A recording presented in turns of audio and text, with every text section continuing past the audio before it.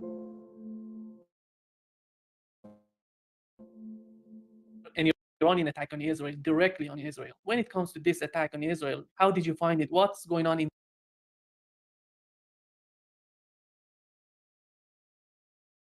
Here's a brand new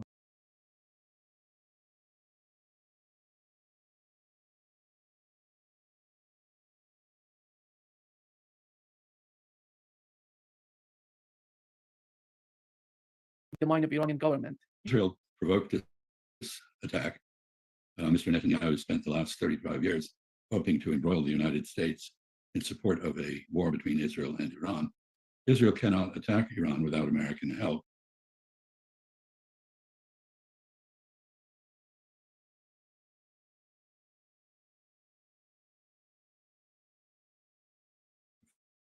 Effectively, because it needs tanker support, aerial tanker support. So Mr. Netanyahu has been was an affront to the regime in Tehran that they could not ignore. And they did retaliate. And this has changed almost everything in the Middle East. Now, the Iranian retaliation was very, very carefully designed, not to hurt anybody in Israel. It killed nobody. There was one unfortunate Bedouin girl in the desert who suffered from falling debris, probably maybe not from the Iranian missile, but from the Israeli effort to intercept the missile.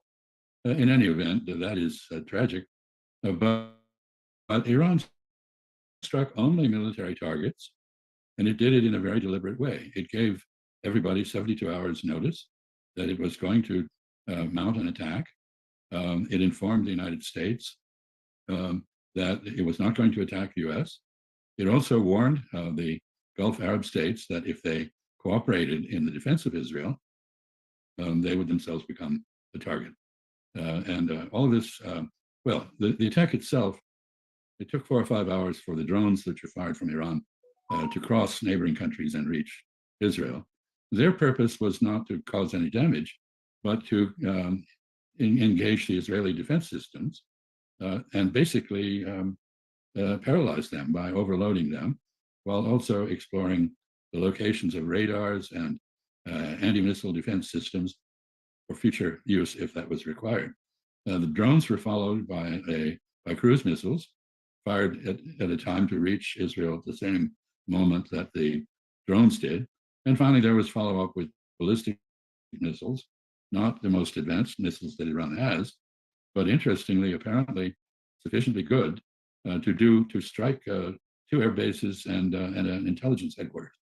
Now, the precision of these missiles appears to have been very considerable. There's word from satellite imagery that the base in the south and in the Negev desert that they struck, from which the Israeli Air Force had launched its attack on Damascus and the Iranian embassy, that what was struck there was the swimming pool at the officers' club and an outbuilding. And nobody was killed. And no damage was done to the F-35s, which I think Iran gave Israel enough notice to move. And so this was a very carefully choreographed attack. What was the purpose of it? It was, first of all, to retaliate, to show that Iran could retaliate, to alter the policy that Iran has followed for decades of not retaliating directly. Iran has occasionally authorized its clients in the region, movements like Hezbollah in Lebanon or Syria, to act on its behalf, but it has never directly attacked Israel. Obviously now it has made a decision, and it has announced it, that if Israel continues the program of assassinations, bombings, and so forth that it has, Iran will retaliate. So Israel, which has had a free hand, basically, because it had what it appeared to be a blank check from the United States, and an Iranian enemy that was very cautious and did not respond, now has to worry. It has lost the support of the United States. Mr. Biden has told Israel flatly, we will not support an attack by you on Iran. That means no tankers. And of course, Saudi Arabia and other countries that Israel would have to fly over have also told the Americans, we will not support an attack on Iran from our territory. Of course, if the US does become involved in an Israeli retaliatory attack on Iran, two things will happen. First, or maybe three. First, it could very well be that the Gulf Arabs would expel US forces for having violated their instructions not to do this. Second, Iran would strike the bases from which these aircraft launched. That means, for example, the Uday base in Qatar and other facilities in the region. And second, Iran would retaliate against Israel. And Iran has announced that while they sent roughly 300 missiles in this show of force that they did, that killed nobody. No, of course, Israel had killed a bunch of people in the embassy in Damascus. So this was very restrained on Iran's part. Whereas they sent 300 missiles in this show of force, they would send 1,500 in a retaliation. So in effect, Iran tapped Israel with a finger. Israel felt it, but the next time it will be a fist. So Israel is now in a bind. Their domestic politics are quite confused. There are polls that show that 2/3 of Israelis oppose the retaliation against Iran because they understand the consequences of it. On the other hand, the government, Mr. Netanyahu, as I said, has long wanted to have a war with Iran. There are ways that Israel could retaliate without running the risk of counter retaliation from Iran, but they're very tricky. And I think the Israeli government is in a very difficult position. It has in its cabinet, as we know, people who are often described as fascists. Anyway, they are very warlike people, and they are demanding a retaliation. So are some neoconservatives in the United States. But the Biden government, Biden administration has opted for restraint, and apparently the Israeli public favors that as well. So I think originally there was to have been an Israeli War Cabinet meeting yesterday to discuss retaliation. It was postponed to today. I don't know what happened in it. But Israel is now in a different position in the region than it has been before. You know that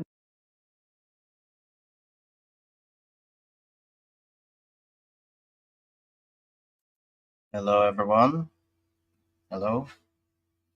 Hello, everyone. I see that the chat is already chattering. Welcome, comrades. How are you doing this week, Gabby?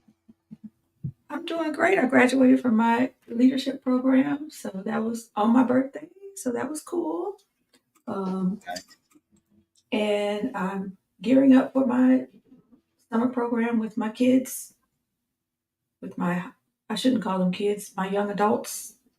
So I'm really looking forward to that, planning that. And I got a lot of sleep, so I was happy to do that for sure. Happy to sleep. And how about you? Well, I had a pretty chaotic week. I've had a good thing that happened. I got a job finally. I told you guys I had an interview at the place called Grand Cantina. I had a trial shift there, and I got a staff meeting on Sunday and a shift starting next week. So it seems like as long as I don't do anything stupid, I should be okay. A little bit, well, not necessarily. I don't want to celebrate too much, getting back to working for the capitalists, really. But it's a bit better. At least I won't be worried about being able to have enough food to get through the month. And what am I going to do? So, but on the other hand, I've been trying to deal with my housing problem. I haven't exactly told you guys the full details, but I'm living in a nightmare slumlord kind of an apartment building. They refuse to fix any of the basic, obvious things required. So one of the main sticking points I've been really arguing with them over, to the point where I can't communicate with the landlords anymore. They refuse to be rational. So we need to get the building doors, the outer doors of the buildings fixed. They've been broken for like over a year, going on 2 years now. And so anyone can wander into the building. Some homeless drug addicts and stuff are constantly trespassing, invading into the space. And so we've got all kinds of who knows who sleeping in the hallway. And there's a particular man who's been returning regularly, and I've been struggling to get action to get him to stop coming back. And I unfortunately I don't want to have to speak to the police or anything, but it seems like the way that the landlords are handling things, they're leaving me no other option, forcing me to kind of administer the property rights of the building against my will if I want to have like a safe space to live. So I've had to beat my head against the wall of trying to complain to the police to do something when all they can do is come to the building and make him leave for a few minutes, and then when they leave, he'll come back. And if I call them back, they'll act like there's nothing that they can do. So someone in the chat said to replace them yourself and then to give them the receipt. And that just kind of made me think of the fact that you could put your rent in an escrow account. Well, this is how it works in many states in the United States. I don't know how it works in Canada.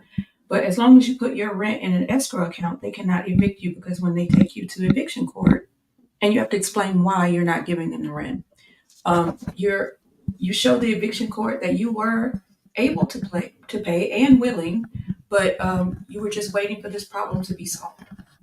Right. Yeah, that's something I'd like to try and do. It's just seems like the people that are meant to help me do these things are not really being very compassionate. They're rationalizing and making excuses, giving the benefit of the doubt to the landlords and stuff, and telling me how I don't have the ability or the right to do these kinds of things, where I have my rent paid for me by the city right now because I'm on disability. So I've called my support worker, my caseworker, left a message, and that was a month ago. I haven't had a reply back. And this is kind of the way this is just the general trend of how things have been going. So as much as people will have positive things like, well, you can go and try this. It's like, okay, I will. But when I try these things, it's like there's some kind of slander going on, some character assassination, where me specifically trying to do these things has different results than other people, where I can't do what other normal people can do because I'm on disability for mental health, so people don't take me seriously. So when they tell me to do stuff, I try to do it, and then people don't let me do it because they discriminate against me, and then people don't believe me that I'm being discriminated against, and it's this weird, vicious circle. Oh, yeah.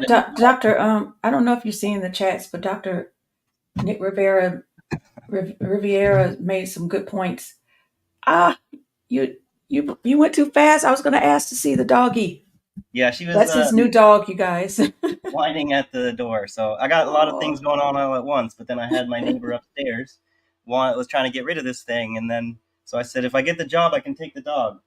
But then it looks like the dog is making you very happy. You just lit up when the dog came around, so I'm happy for you. Yeah. But I wanted to tell you, Nick Riviera made some really good points in the chat for your issue, and those are that he's saying, oh, because you're on disability, the city pays for your rent. So I guess my solution probably wouldn't work in that instance. And then he also says that the lord of the land, the landlord, needs to make the complaints because tenants can't press charges for trespassing. So so those are some good points from our chat friends. We can't wait to see you every week on Thursdays. I'm just going to start from the bottom and work my way up from the chats just to say hello to everyone. Like Retro Gamer, it's good to see you. Myra Page, hey girl, hey. Okay, come here, girl. What's your doggy's name? Her name is Bella. Bella. Yeah. She's gonna distract the stream because she's gonna complain at the door the whole time. So. There's a really good movie called Bella. No, it's called Belle. Never mind. Let's see. Wesley, hi. Hi, Wesley. Stay Balanced. Stay Balanced is our cohort on our sister channel or brother channel, whatever you want to call it, non-binary channel, which is called Beyond the Arc on Sundays at 8 Central. Did I miss anybody? Grapentine, hello. And Yeah, welcome last but back. not Good least, to see you, Grapentine. Sorry about booting you there that oh, time. is that the person you So maybe they watched the last show where we were like, we got to get them back. I don't know. It seems to have like worn off as like a 7-day thing, or I don't know. Okay, But I well, look to well, try and we're undo it. glad you're here. Yeah. Okay, and then I just wanted to show Okay. this one for our good friend Desert Mantis, who's not here but chimed in ahead of time because they didn't realize if they would be able to come to the stream or not. So we really appreciate them dropping by to say hello, and we love you too, as we do with all of our comrades in the chat and those who have to join after the chat. So Okay, Bella, settle down. She's just gonna keep going. I don't know. I'll have to maybe see. I could text somebody. I think The she, I person I think got she's it from. fine. All Does right. she? Can you hear her when she's whining? I can, but it's not bothering me. I don't know if it All right. bothers people in the chat. I I don't just worry know. then. Okay, I'll try to have to ignore her a little bit, whether I like it or not. But anyway, I mean, it looks like the chat is thinks your dog is cute. yeah, I And agree with Nick. Get the dog certified as an emotional support dog. I was thinking the same thing. Good idea. It's a really good idea, and it's not really hard to do either. Mhm. Yep. And I might be able to bring her inside places where otherwise I'd be banned from bringing her in. So. Because we definitely need emotional support dealing with the things that we are dealing with in the world today, which brings us to our topic. We're kind of late to the party because all this stuff was happening prior to our show, but we felt compelled to still give our opinions on the subject. Maybe before that, we could just say a few things about our discuss about what's been going on since then with Congress and all of the laws that all the bills that they've There been we go. working on, none of which have anything to do with protecting the citizens of the United States. It has everything to do with the military-industrial complex and taking away our rights of free speech. So, with that being said, do you want to say something about that, Michael? Uh, Sorry, I was just a bit distracted. Saying there. Can you repeat that a bit? Sorry. Oh, no worries, no worries. I said before we got started on what's been going on with Iran and Israel, I was just going to just speak briefly on what's been going on with our Congress and all the Yeah. bills that they've been focused on that aren't focused on us. Um, so if you have anything you want to say about that at Well, all. yeah, I heard Mike Johnson's done an interesting. Always interesting for me now to hear my doppelganger in the Congress there. The speaker had an interesting plan there to split up the package and propose each bill separately to get them to vote on it. And they're trying to now oust our Marjorie Taylor Greene's had enough, and he's got to get rid of them now. And so it's interesting to seeing all that strange political infighting and backbiting going on and stuff. Yeah, I don't like bills being passed lumped together so you can put pork in them. I'm not a fan of that. I actually Yeah, agree they all need to be separate because I want to know where you stand, and I don't want you hiding behind.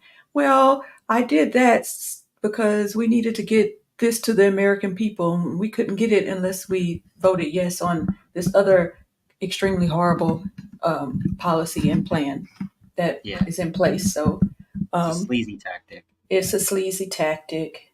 I Yeah. also did notice it's worth. They were before they were fighting they would not approve the Ukraine aid without getting some border concessions passed along with it, but that is now absent from whatever he's proposed. So that's pissed off some people. But so that's an interesting development. Yep. So it was humanitarian aid for Ukraine, Money for Israel. Um, this gem right here. Share this really quickly. Designating and condemning anti-Semitic phrases. So, House passed a resolution that say the slogan like "From the river to the well." Can I say that on here? Yeah. Palestine will be, so that's considered anti-Semitic, which is crazy. It's a struggle phrase. I akin it to "Kill the Boa" in South Africa, which was a struggle song. So it's like the people who are, they would say that that is a song for violence when the violence was actually being um, was was on the Africans in South Africa. So their struggle song is saying, essentially, kill the apartheid, kill the white supremacist system, and of course they turn that around to make you seem like the aggressor. Same thing with the phrase that Black people would like to say in our struggle of police brutality, which is pigs in a blanket, fry them like bacon. So they would try to claim that that is a phrase that is trying to say kill police, but actually is saying fry them like bacon, as in injustice system, in qualified immunity, hold them accountable. You know what I mean? So they always turn these phrases around Well, on it's a double you. standard. Yeah, Mm-hmm. because we got like this death before dishonor. Isn't that like a Marine motto kind of thing? Which is the same kind of mentality as any freedom fighter anywhere.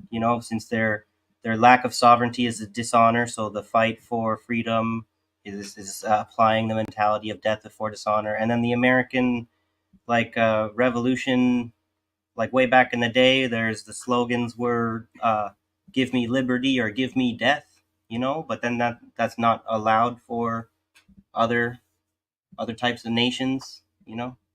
Right. Right. And the other thing that they're doing is the other thing that they did in Congress. They're kind of moving forward with the banning of TikTok, and also free speech is on the ballot these days. Even at NPR, uh, who she's, I'm going to see if I can find this quote from her saying that the biggest threat that the media is facing today is the robustness of the First Amendment. Wow, that's quite the thing to say for, especially for NPR of all places, which has made quite the turn in the coming years. I remember, yeah, if you guys remember, I said Amy Goodman was my celebrity cheat a few years back. Everybody's quite surprised by me saying that. No, I She's wouldn't have definitely guessed. not anymore. Yeah. No, Yep. but there's, as far as the First Amendment and stuff, it's a question of is the Constitution turned into like a dead letter now? If you understand that term, where it's legally like dead in the water. It's got no weight anymore. Mm-hmm. So you can say it's being threatened like never before until the question arises: is it being threatened, or has it been finally killed off? Is it still alive or not? Is hope still there? Good point. Good point. Yeah, because I mean, things like that's been being threatened since the Patriot Act, right? Yeah, And just like international law, they're trying to threaten the international norms of the law. It's like on the chopping block. So how can you apply it if it's been killed? hmm and the repealing of habeas corpus and all kind of small things.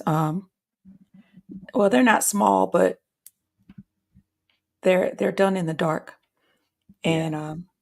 and they've been around for so long that trying to reverse them is virtually impossible, unless the whole system, goes down. Yeah. So Grape and Teen used to be a Amy Goodman person too. Yeah, until they got that till we found real independent media. That's true. I used to think that was the independent media. So that is a very good point. So we should maybe get to some coverage here because clock's a ticking a bit. The clock's a ticking. So should I just start with just this 2-minute video of Israel's military vowed response to the Iranian attack? Yeah, it sounds good. See what they got going on over here.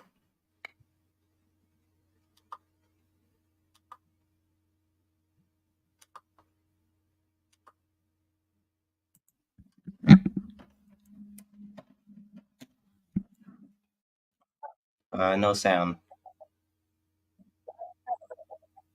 Gotta turn up the volume a bit. I can't quite hear it. Abby, can't hear. Hear it.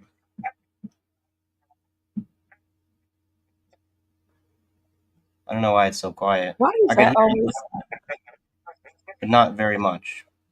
Why is that always doing that with me? Hmm. Because I'm certainly only sharing the tab. Let's The see. last few times I tried to share some videos, I got some copyright problems. So let's see. Can you hear this? Can you hear it?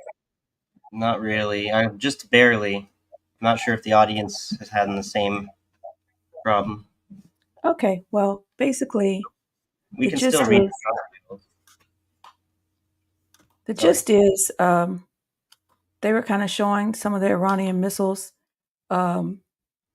which I'm sure everybody's already heard all of this about the Iranian missiles, because it was the propaganda was like flying through Twitter and Facebook about how Israel really lost because or Israel could I'm sorry, Iran lost and Israel could wipe Iran off the map in 2 weeks and blah blah blah blah.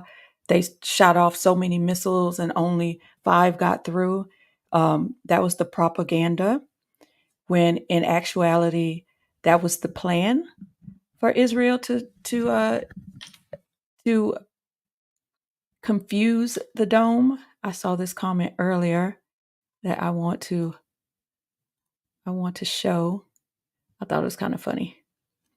And they actually hit the targets that they wanted to hit with great precision as well. So that was just propaganda. So we would think that Iran isn't as powerful as they actually are. And they're actually number 14 on the scale of power, where Israel is number 17, I believe. Um,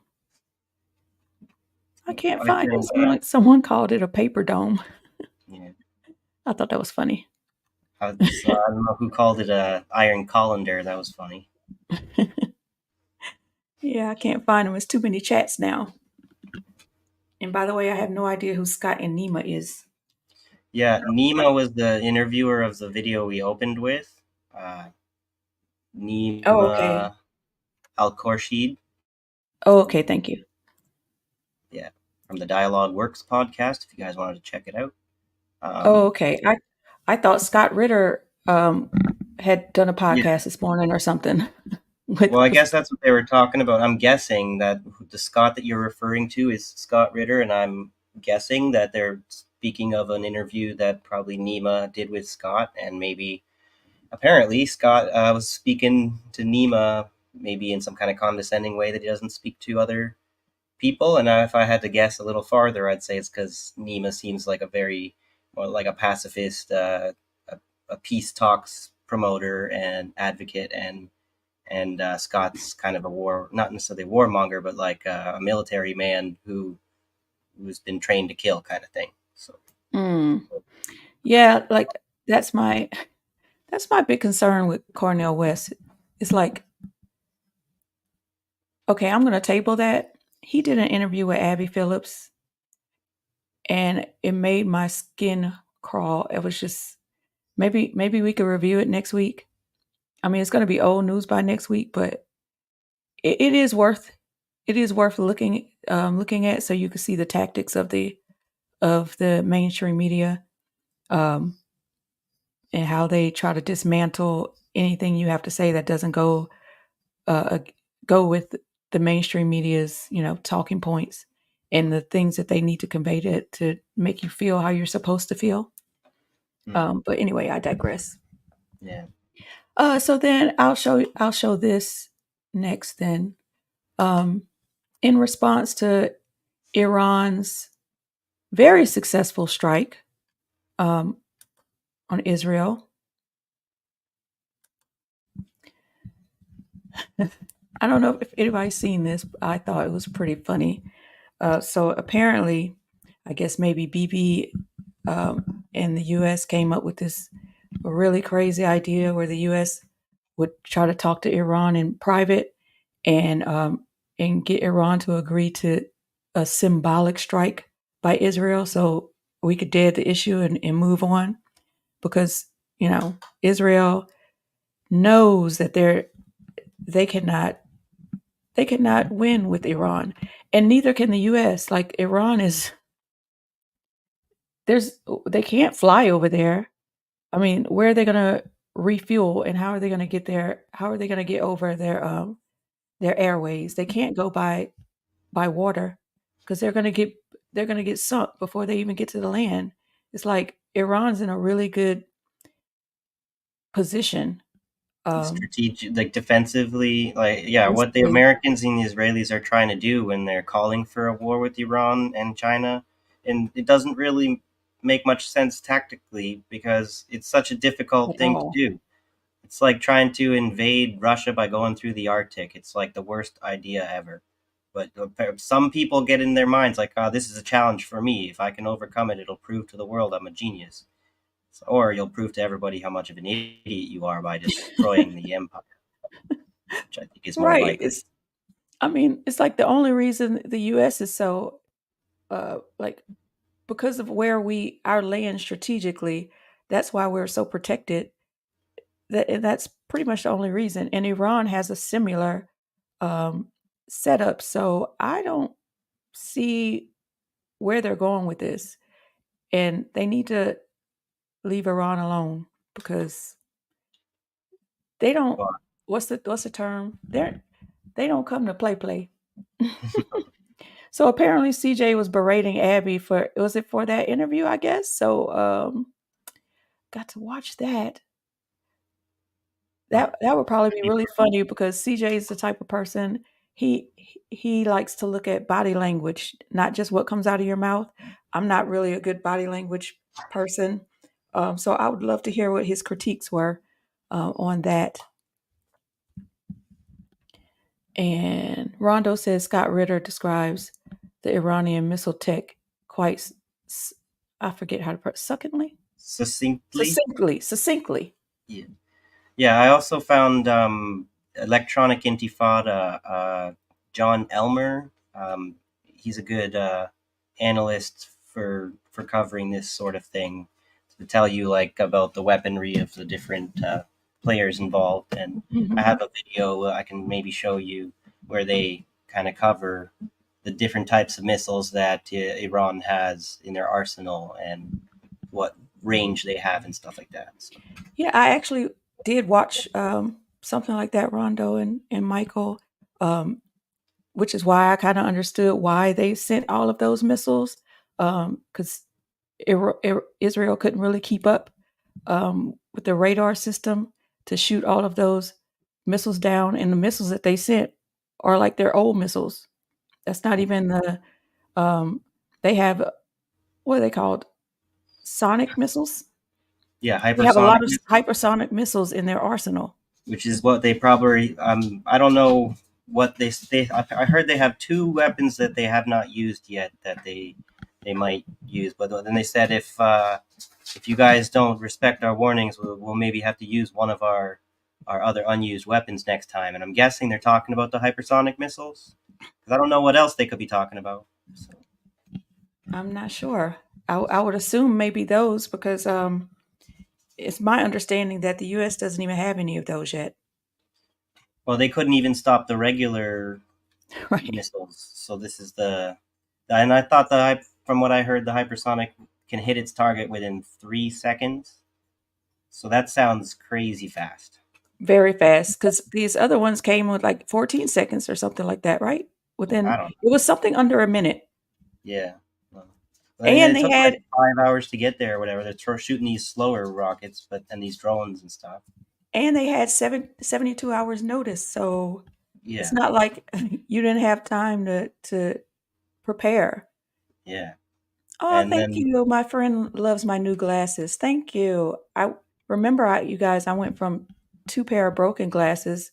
I was on live like this because I only had one arm. And so now I have some new glasses. So I'm thankful for that because they're not cheap. But so we're anyway, gonna read some of that article there, or no, I just wanted to show that show how ridiculous that was.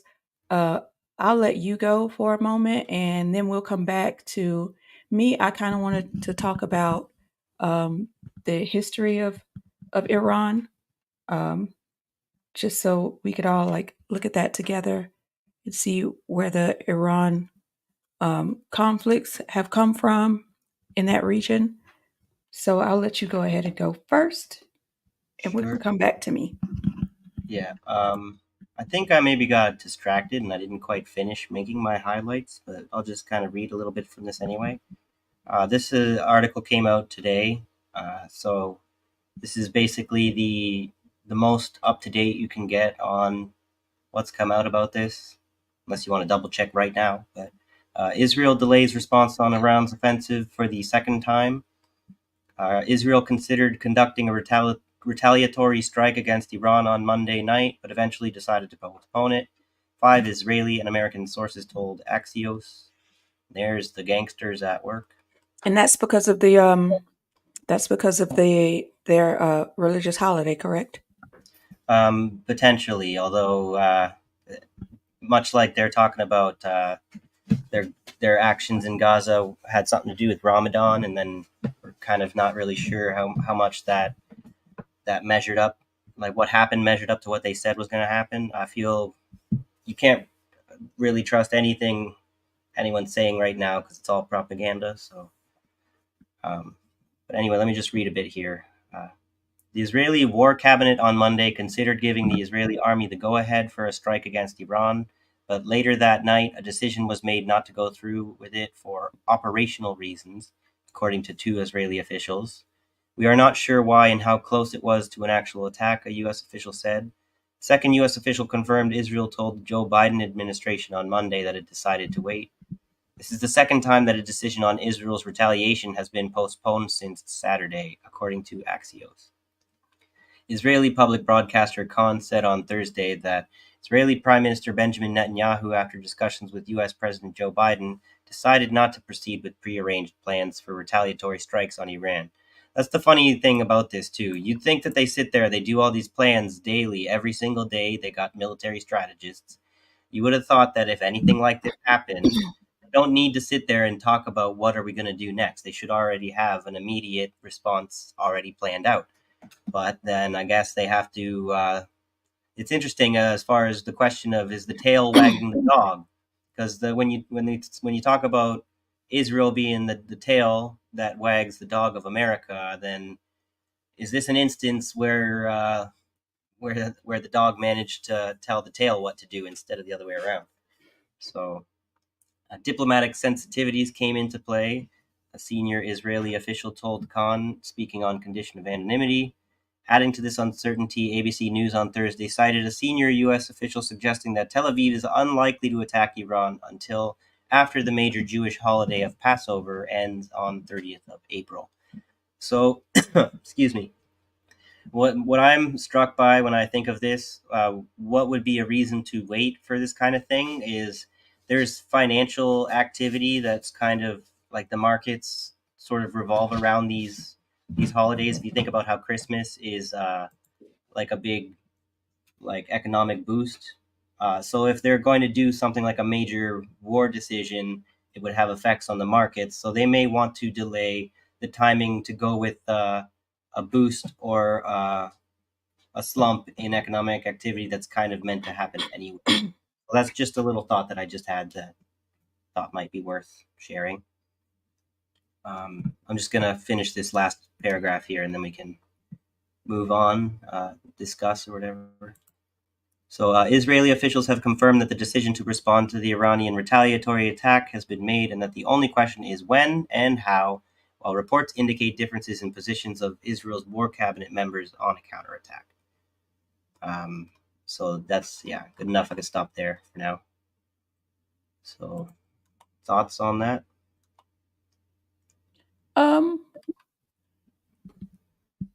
Yeah, I mean, there are definitely a lot of factors involved. Like, I thought you were gonna, when you said that about the economics of it, I thought you were gonna touch on a little bit about how it's gonna affect inflation. Yeah, I was gonna get around to that. I just wasn't sure if you had any comments or if anybody in the chat mentioned anything. But yeah, I'll go to that next because it's kind of hard to remember to go looking into the other things happening, like in the financial markets. When this stuff happens, we tend to want to hear about like the visceral, like who died, like what's on fire. But you need to know like the financial ramifications are going to kind of help you predict what's going to happen more than anything. So let me try and share this tab instead.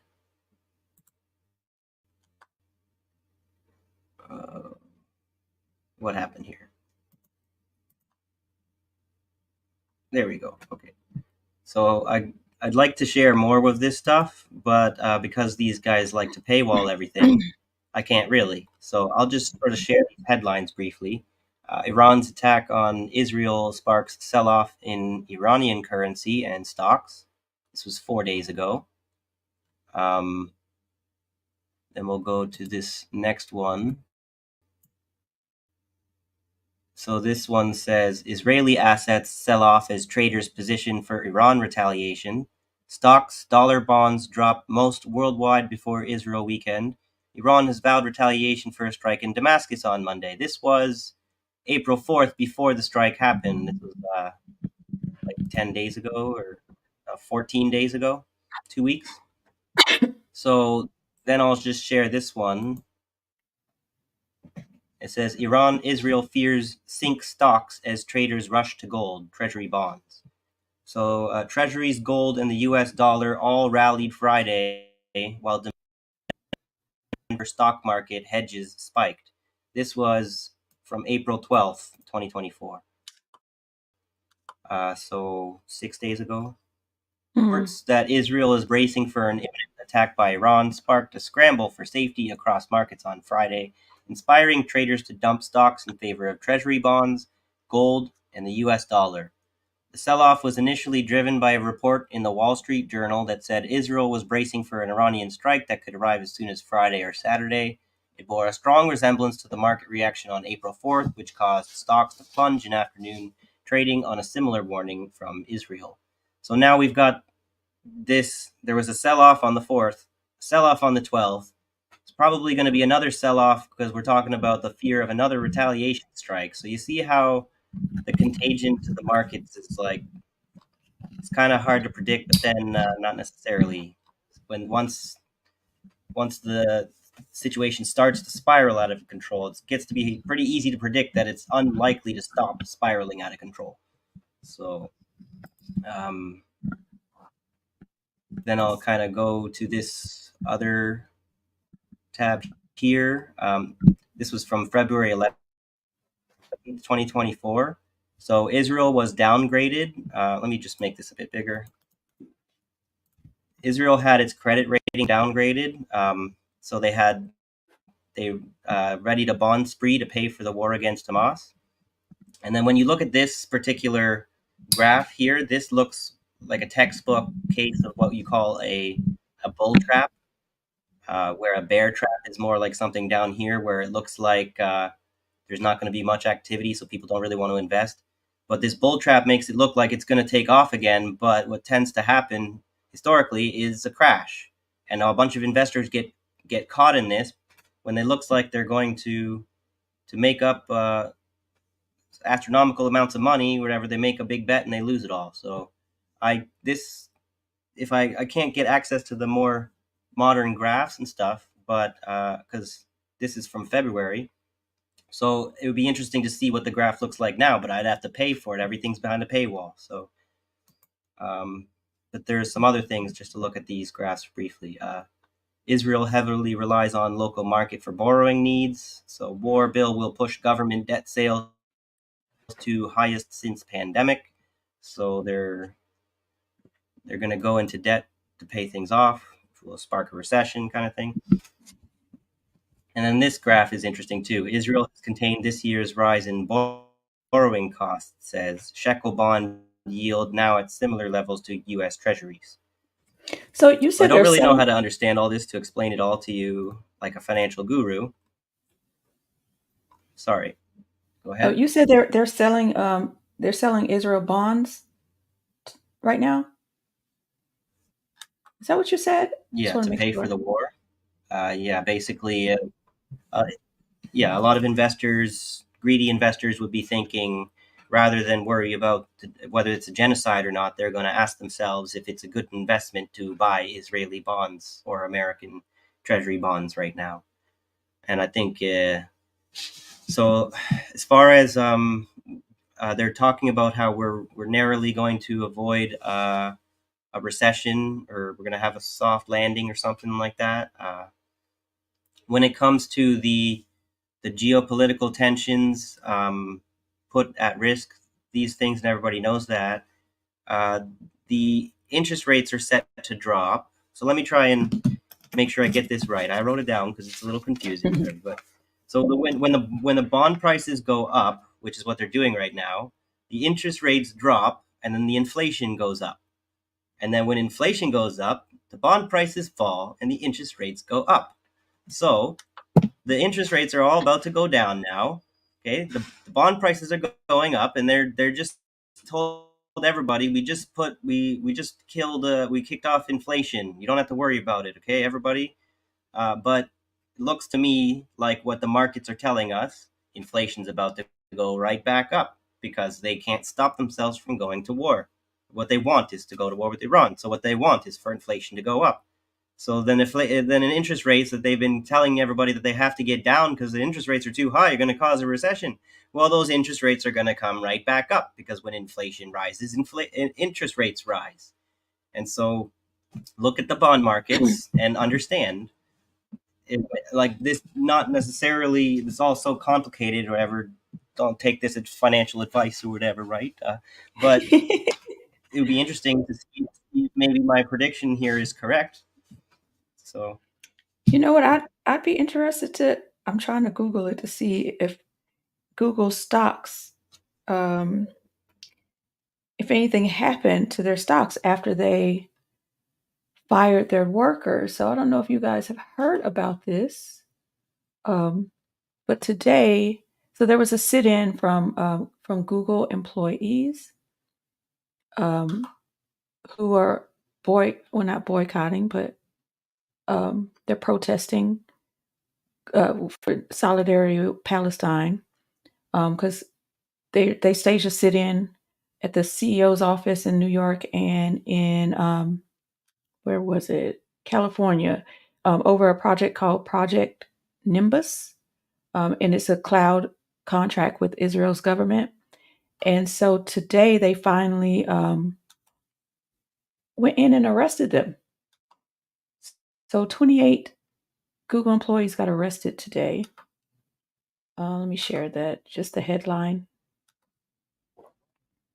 for their protest with Israel. So I wonder if that has had any effect on their stocks today. Sharing that one. Yep.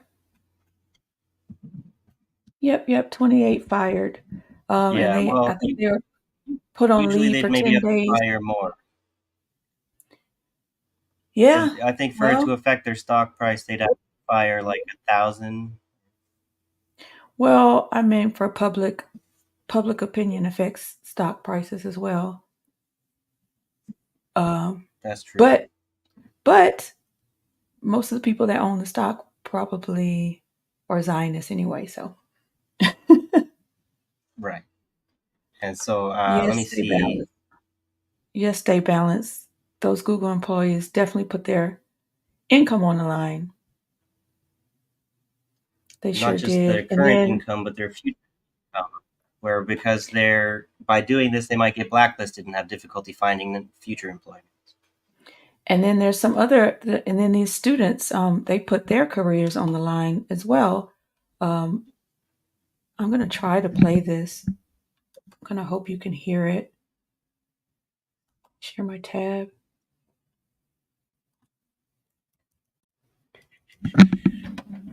See what I can do.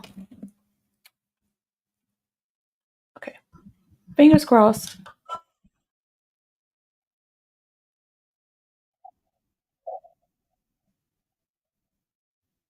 Sounds like we've got the same audio issues. I mean, it's kind of low anyway, I think. Okay, so basically they put up tents in a very short amount of time and start camping out on the campus. And you see they're prepared. They're prepared to stay for a long time. Well, I just want to show what the signs say, and then I'll take it down. I don't know what this is.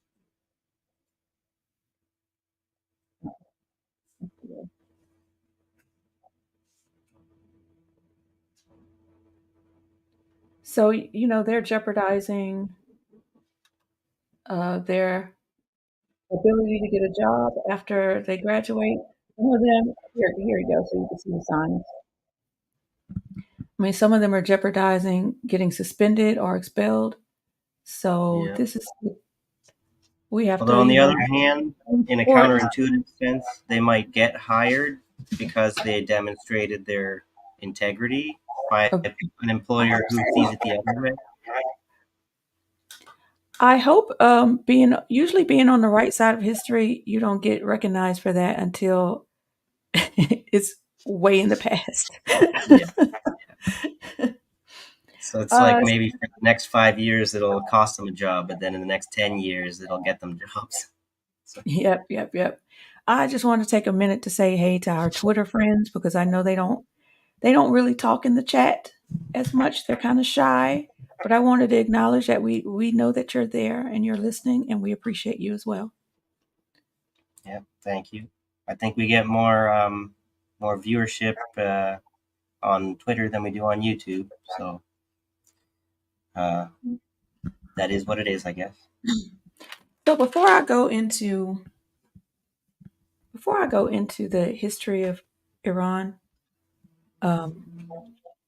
did you have something else you wanted to show? Because I kind of wanted to show some clip from RFK. Sorry, you're bad.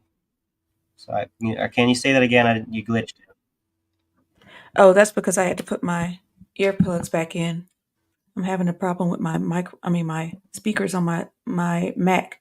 I said, did you want to show something before I go to my next little segment? I kind of wanted to show RFK speaking to someone in the black media space, and what his response to her was.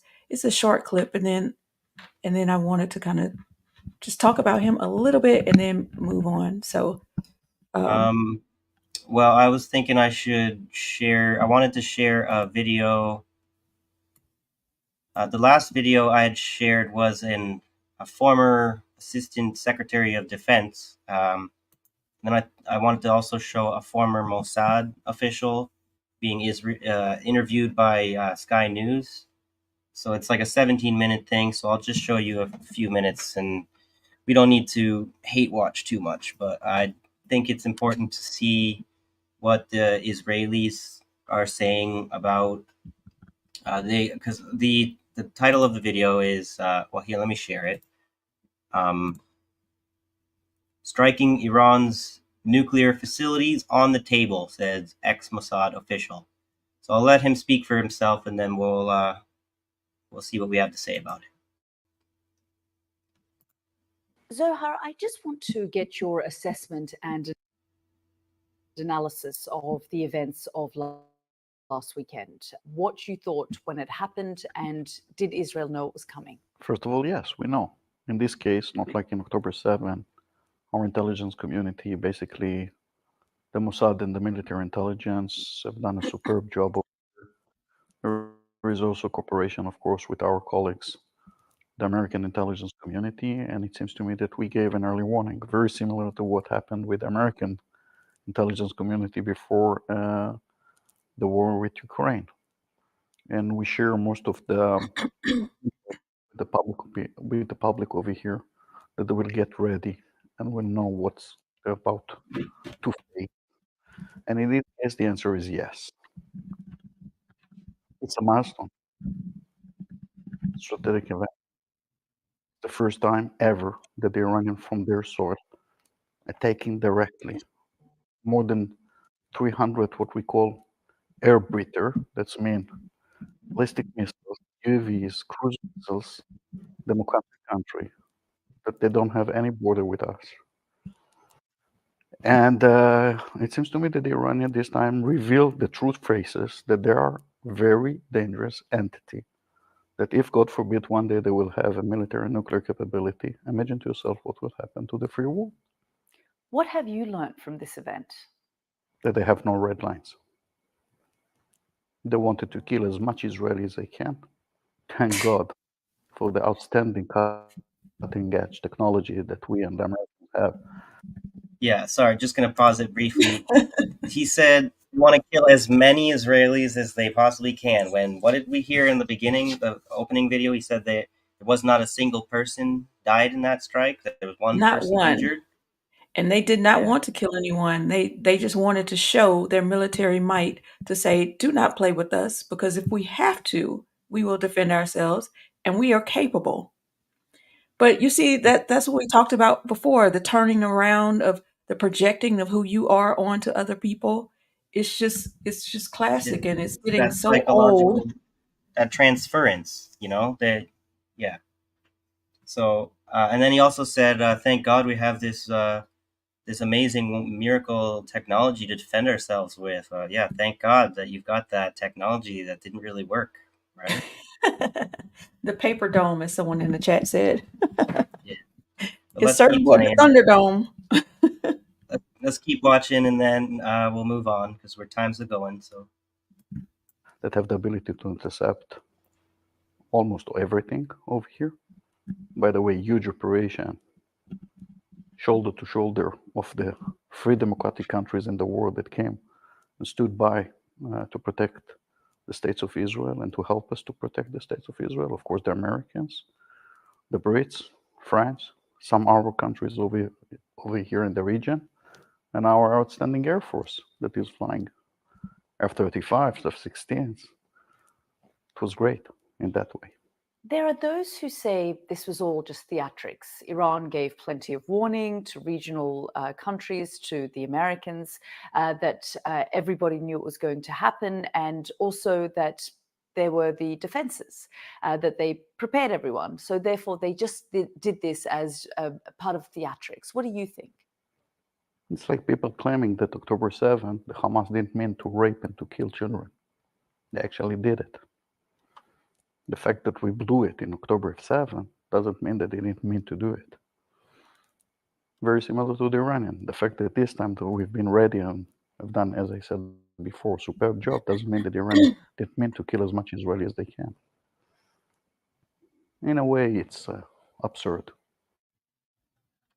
Yes, it is The absurd. What Iranian you're in the saying last is decade absurd. used to kill so many of the coalition forces in Afghanistan and in Iraq. So many Americans, Brits, other soldiers over there. The Iranian right now, they're like the head of the octopus. controlling 5 scenes simultaneously, dealing with you guys in Iraq, in Afghanistan, and in Syria, launching from Syria and from Iraq cruise missiles against us every 5 minutes. In September 14, 2009, in 2.5 hours, killing 50% of the oil production of the Saudis just like that. They're attacking the Saudis. In 21, 22, vicious attacks of rockets against the Emirates, Vicious. controlling Hezbollah completely in our border with more than 100,000 rockets, support completely by the Iranians, created the Houthis that right now seizing all the Red Sea. Sorry, just wanted to quickly. So he's saying how Vicious. look how big of a threat they are. They're controlling everyone like this big octopus, right? But then when it comes to this strike, whatever, just because they were too incompetent to actually kill the people they're trying to shoot at, doesn't mean that they didn't mean it, right? They always do that, where they try and say they're the most evil genius you can think of, but they're also completely incompetent. Yes, they were doing that with Ukraine as well. No, with Russia. I'm sorry. Oh my gosh. But you see how arrogant this man is, the way he carries himself and speaks and stuff. Yeah, He he must has be nice confidence. to That's live for in this sure. bubble. Yeah. He definitely has confidence. That's for sure. Um, I mean, I guess you have to when you're spouting bullshit propaganda. You gotta baffle them with it, like you're saying something brilliant. Like my dad always said, you can't dazzle them with brilliance, baffle them with bullshit. I And meant to put this he did a sorry, great this job with banner that. thing up. I meant to put this up underneath just to say, because we didn't quite get to that part in the interview where he mentions we're going to bomb their nuclear facilities if we have to, kind of thing. The radioactive options on the table are not options. Repeat after me. The radioactive options on the table are Or not not options. options. No, yeah, okay. You can't use your nuclear weapons that you threaten people with, because then you trigger a nuclear war. So when you say that all the options are on the table, you're either lying because they can't be, or the option of your own destruction's on the table, or you've got, yeah. Anyway, like, sorry, I get distracted. No, that's good. Because even like as part of this, big conflict, Iran had kind of pulled back on their nuclear. What's the word? Proliferation. When was that? Let me see. I'm looking for it to give Yeah, the correct they date. never had a weapons program, from what I remember. They had just the whole thing was about how much plutonium or uranium they were going to be allowed to manufacture, to produce for electricity purposes. And then I heard recently a Right. statement come from the Iranians saying that maybe they are going to reserve the right to start a weapons program after all this. So Yeah, they have a nuclear program, but not for the purpose of nuclear weapons. yeah, And they that's what that whole deal was for. The Obama, I don't remember what it was called, the nuclear deal so that this they was in had. the Iran nuclear agreement. It was in 2016. Yeah. So, and as Rondo points out, yes, they had an energy program. So not a Well, the threat, nuclear the weapons program. insinuation was always that they were using the energy program as cover for the development of their terrorist mass destruction weapons, which are, I guess, haram, like the guy said, in Islam. In according to the Iranians, they said they forbid the use of weapons of mass destruction, but then you can't take their word for it, I guess, because they're always a liar.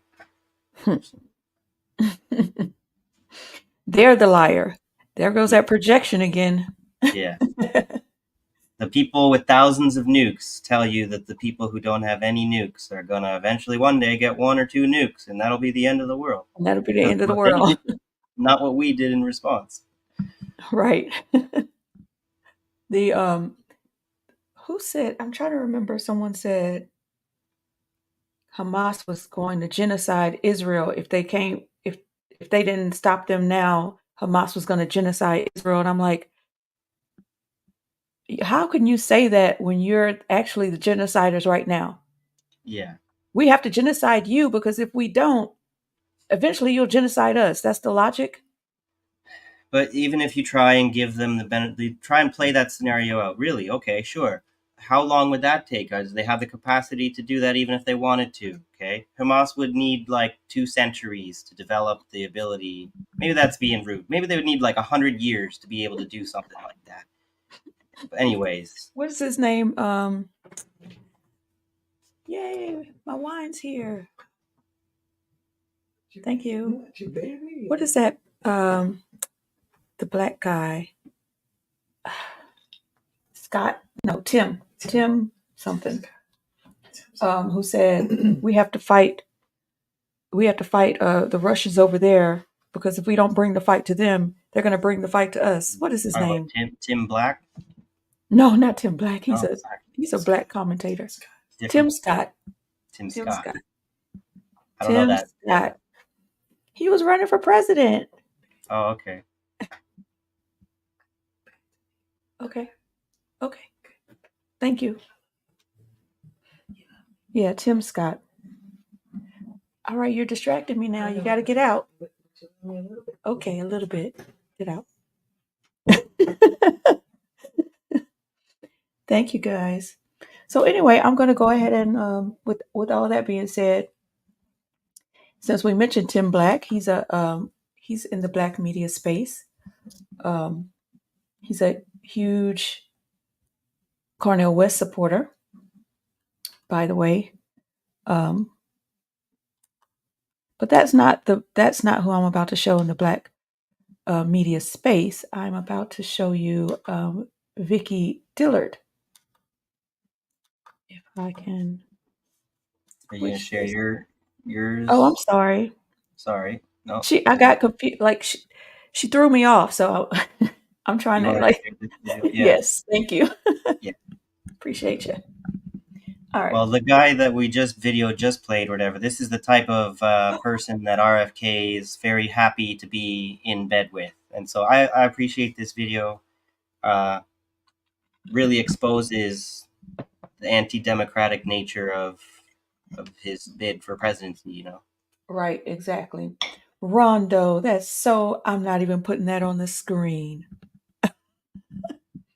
Well, Rondo doesn't like Tim Black. Okay, so let me just go ahead and I hope you guys are going to be able to hear this because it's definitely worth hearing. Let's see what happens. Turn this up. And here we go. Oh, no audio. Nope, can't hear it. And it looks like it's not muted. We can see in the video, so why isn't it working? Didn't I play something before that you could hear? I'm just going to remove that. We played this video over. Before we went on stream. I could hear it. Now I can't. Right. So I don't know. Sorry, guys.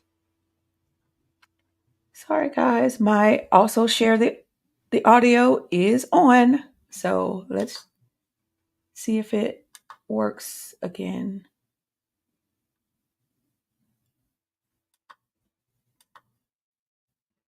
Here we go.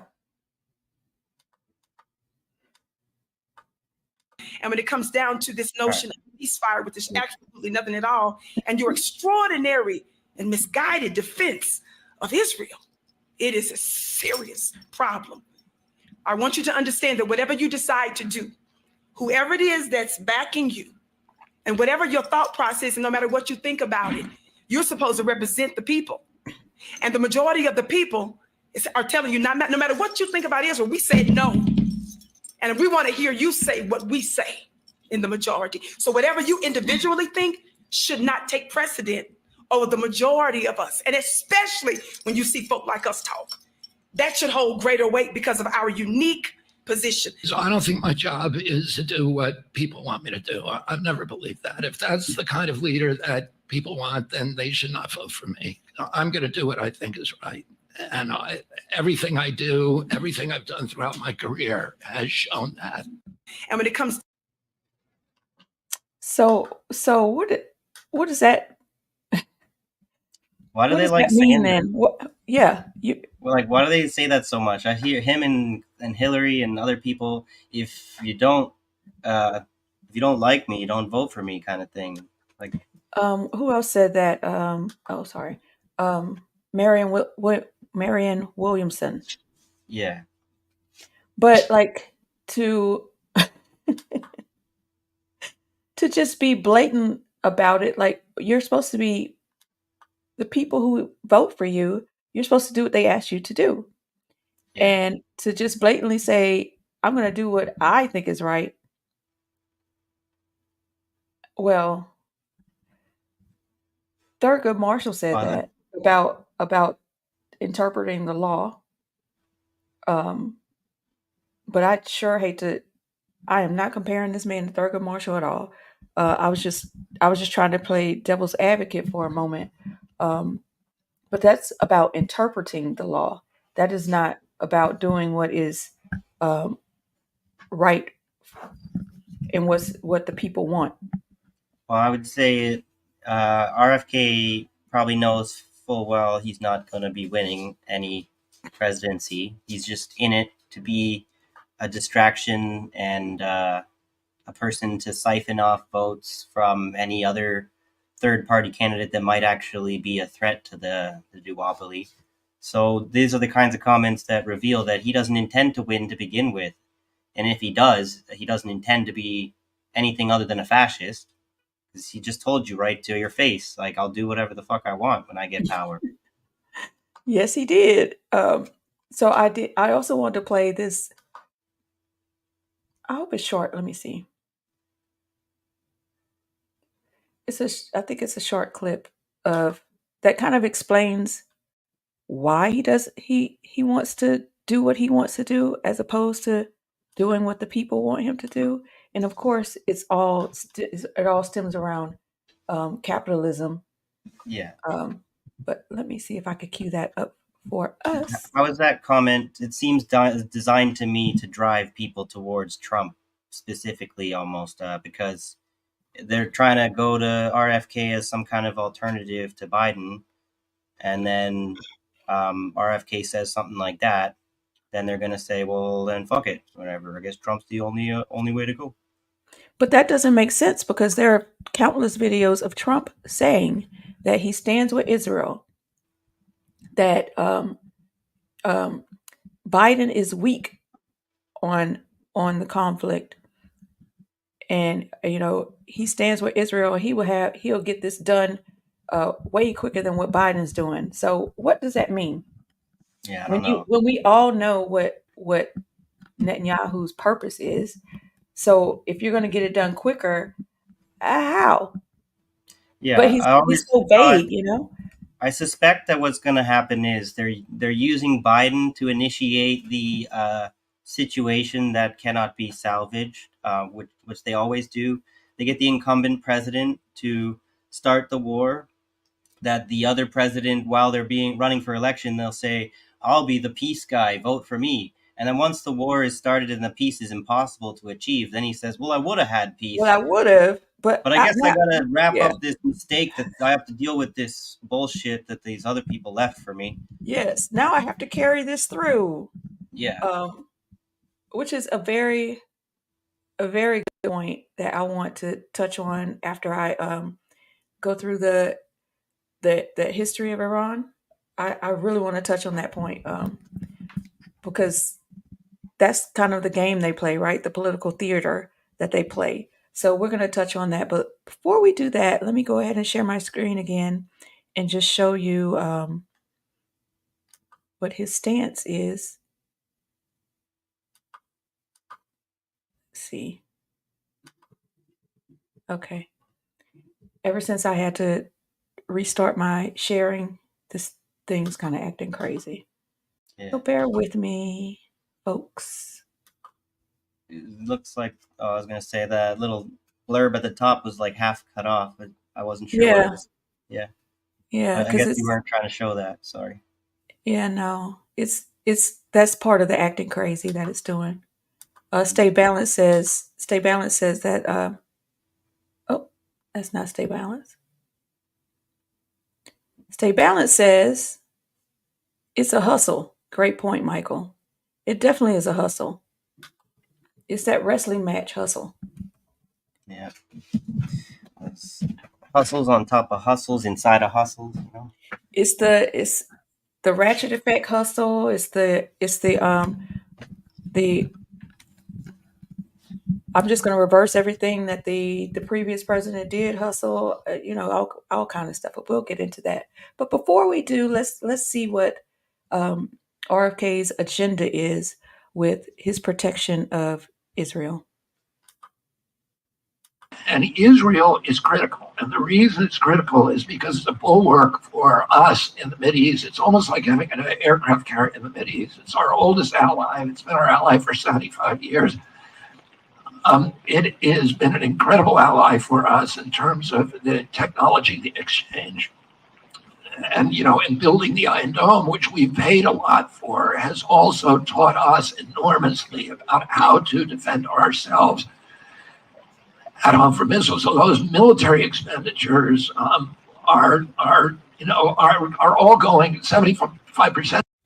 Can I just stop there for a second? Let me back up for a second. At home for missiles. So those military expenditures, I think right here. and building the Iron Dome, which we paid a lot for, has also taught us enormously about how to defend ourselves. Okay, how did the Iron Dome teach us about how to defend ourselves? We don't have an Iron Dome. I would imagine he's referring more to the IDF teaching our policemen how to abuse us during protests. Yeah.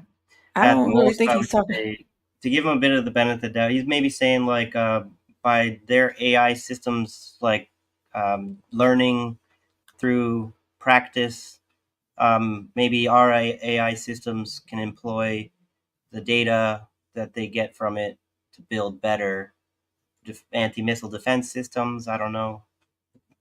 I'm not enough of a military expert to know. Yeah, we need Scott Ritter. Yeah, Okay, well, let me just keep going, and it's almost done. that's something I didn't know. At home for missiles. So those military expenditures are all going, 75% of it goes to U.S. companies under the agreement, under the MOU. But if you look at what's happening in the Mideast now, Iran is now the closest allies to Iran are Russia and China. Iran also controls all of Venezuela's oil. Hezbollah is in Venezuela. They have propped up the Maduro regime, and so they control that oil supply.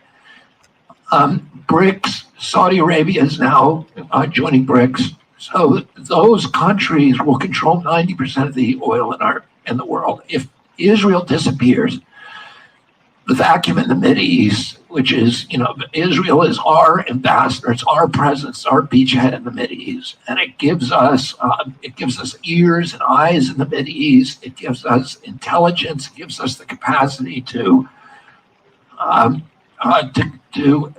influence affairs in the Mideast. If Israel disappeared, Russia and China would be controlling the Mideast, and they control 90% of the world's oil supply, and that would be cataclysmic for U.S. national security. So that's the answer to you. So there you go. The death of America. The There you have it. death of imperialism. Yeah, thank you for letting us know what's at stake, because we Yes. already kind of knew that, but good to hear that sometimes like they do confirm.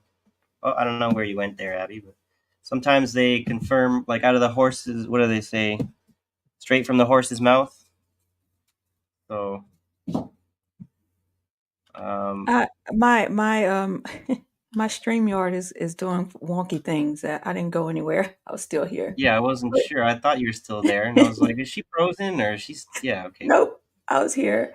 Yeah, exactly. So basically, that's like one of those Trump moments where he's saying the quiet part out loud. And these people are willing to sacrifice human lives for capitalism and imperialism. We are no different. Well, and then American lives are no different. And then they're also willing to say any kind of propaganda point that suits their purposes. Because you see how they talk about the climate change stuff, how they're all about this green revolution, and the Europe needs to totally change everything, and these farmers are protesting because we got to change everything for the climate change, and then the oil, we won't need any of that anymore, right? So what does it even matter if they have 90% of the oil supply? I get that would be catastrophic if you intend the future to be heavily reliant on oil still.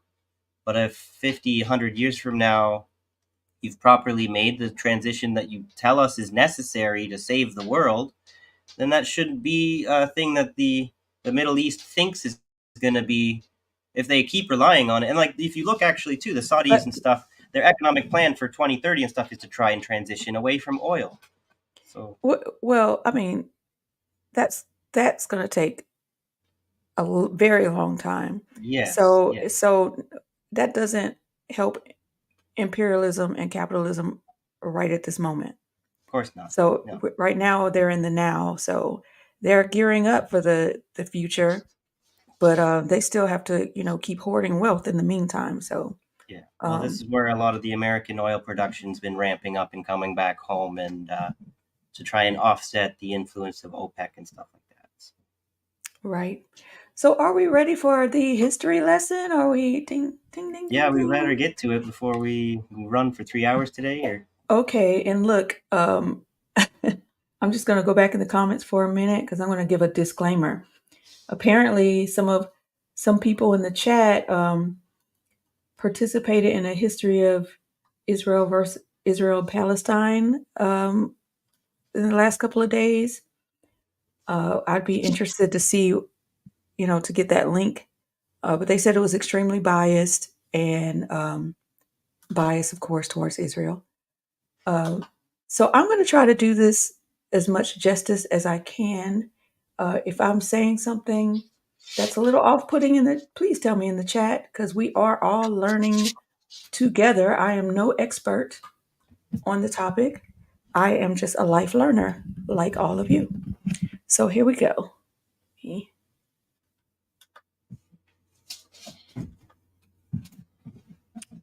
we I'm go. just gonna put stop my cam, and then I'm gonna have a smoke. So I'm still gonna be here though. Okay. Okay. How did that happen? Let's see. Here we go.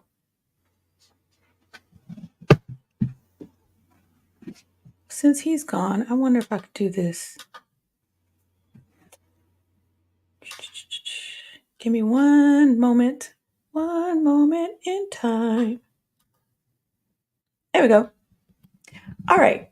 So I'm going to start with the 1953 coup in Iran. Okay. So the coup d'etat in Iran that occurred in August of 1953. It was funded by the United States and the UK, of course. And it put Mohammad Reza Shah Pahlavi, I don't know if I'm saying that properly, in power. Okay. And then you guys could read more about that. Of course, there's special interest about the oil and yada, yada, yada. But that guy stayed in power until, there we go, until 1979. 1979 was the Iran's Islamic Revolution. Let me go back for a second. Let me go back to this coup. Let me make sure I'm doing it justice. Well, before there was more of like a socialist tendency. Right. There was going to be Exactly. communist Iran, and so it had to be a coup, whatever, color revolution to install Exactly. some monarchy, and then you end up with the Islamists that everyone complains about. Well, maybe you shouldn't have gotten rid of the communists, eh? Yeah, exactly. Exactly. That's why I want to go back. Let me give it some justice. So thank you for saying that. No problem.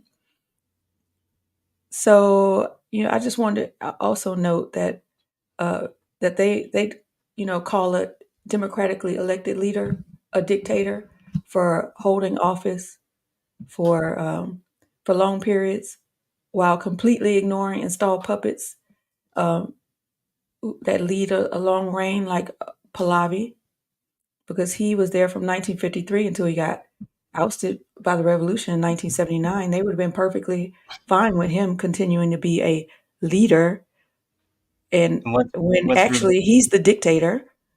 yeah, what's revealing when these guys get deposed is where they end up living though the rest of their lives. I forget exactly where Pahlavi ended up. I thought he was in the States somewhere, Mm, retiring. Epstein Island. Yeah, or maybe the UK. But they live in like some summer house or whatever, some estate like in Vermont Yeah. or something. And we were kind of talking about this before. Um, like our system only allows a president for 8 years, um, or 2 terms rather. And they don't do anything for us. It actually benefits countries more to to not have a system that has a cap on their years as president, because in our system they can reverse any of the good things that they've done for us, and then they just ratchet affect the bad things um, that they've done for us. So, for example, taxes. When Bush did that big tax cut, when Obama got in office, he claimed that he, rolled back taxes. He didn't roll it back to before Bush's taxes. He just went, like, let me just move the little ratchet 2 clicks, maybe one. Same thing with I could see his face. He's in the gym with his Paul Ryan. Mhm. Remember that picture? Goofball. I Um, don't think I saw that. oh my gosh, I'm gonna have to pull it up for you because it is hilarious.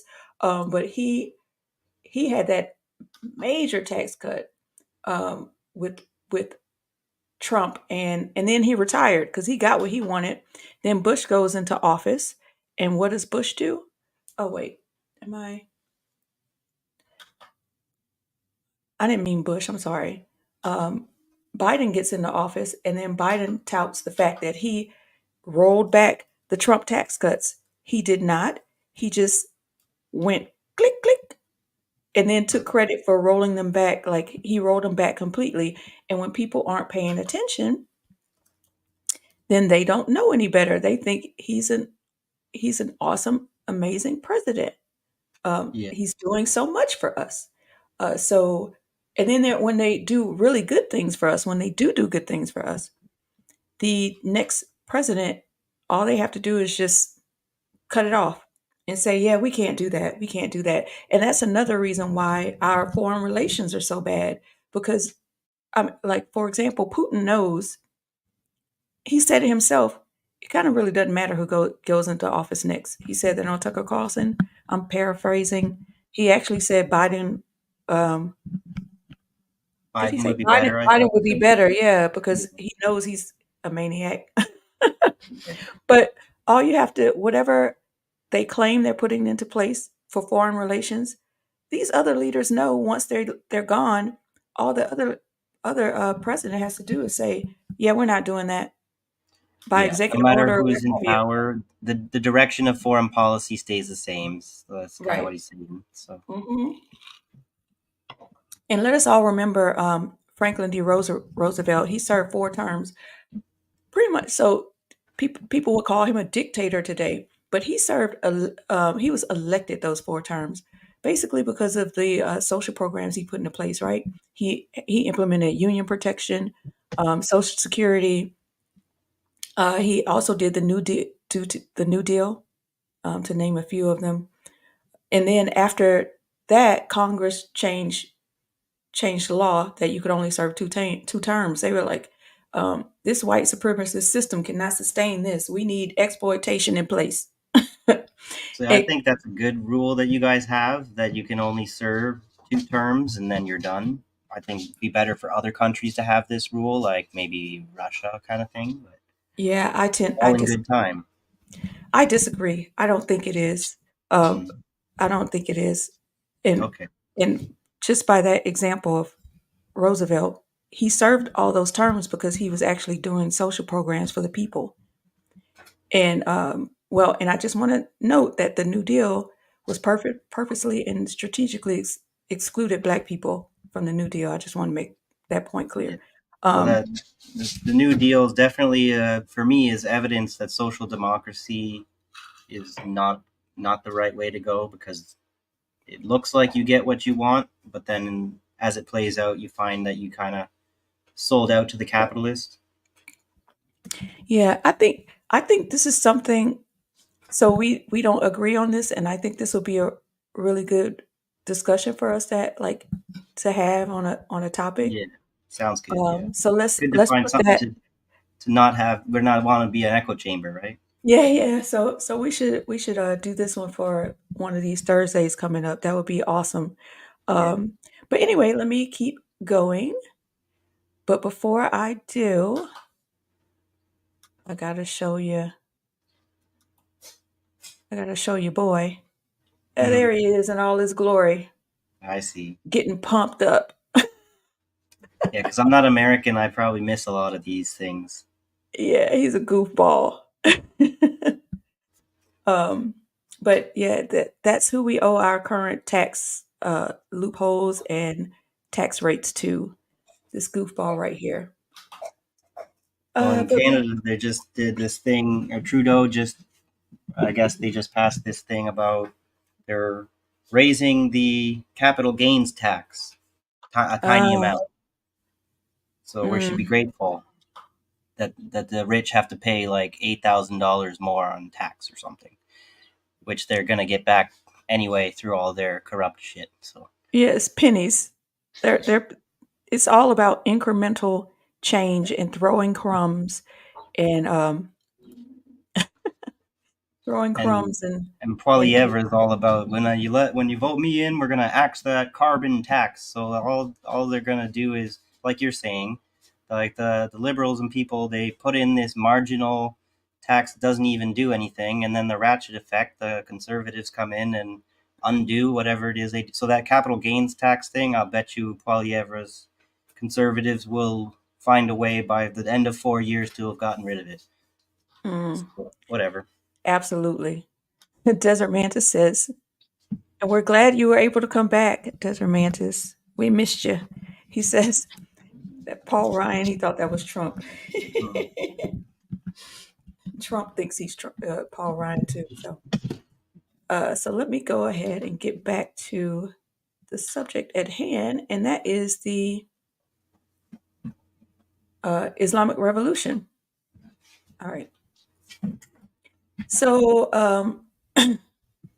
so Iran's ruler, he Pahlavi. I don't know if I'm saying that right. That's the one. That's the puppet, right? He was the American stooge. He flees the country, and the exiled Shiite cleric Khomeini. I don't know how to pronounce these. I'm so sorry. Returns and leads an Islamic republic based on a constitution that grants him religious and political authority. Okay, he's named the supreme leader and starts to export the Islamic Revolution, which is viewed with suspicion by Sunni rulers in countries with significant Shiite populations, such as Iraq, Bahrain, Kuwait, United Arab Emirates, Pakistan, Saudi Arabia, and Lebanon.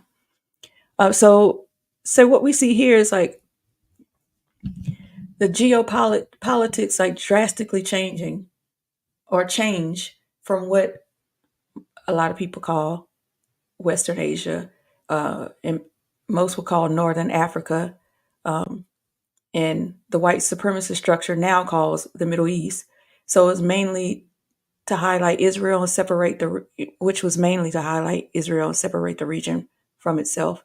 Um, but anyway, the geopolitics drastically changed, and it presented a challenge to the exiled leaders, and a challenge to the United States with their post-war regional hegemony, right?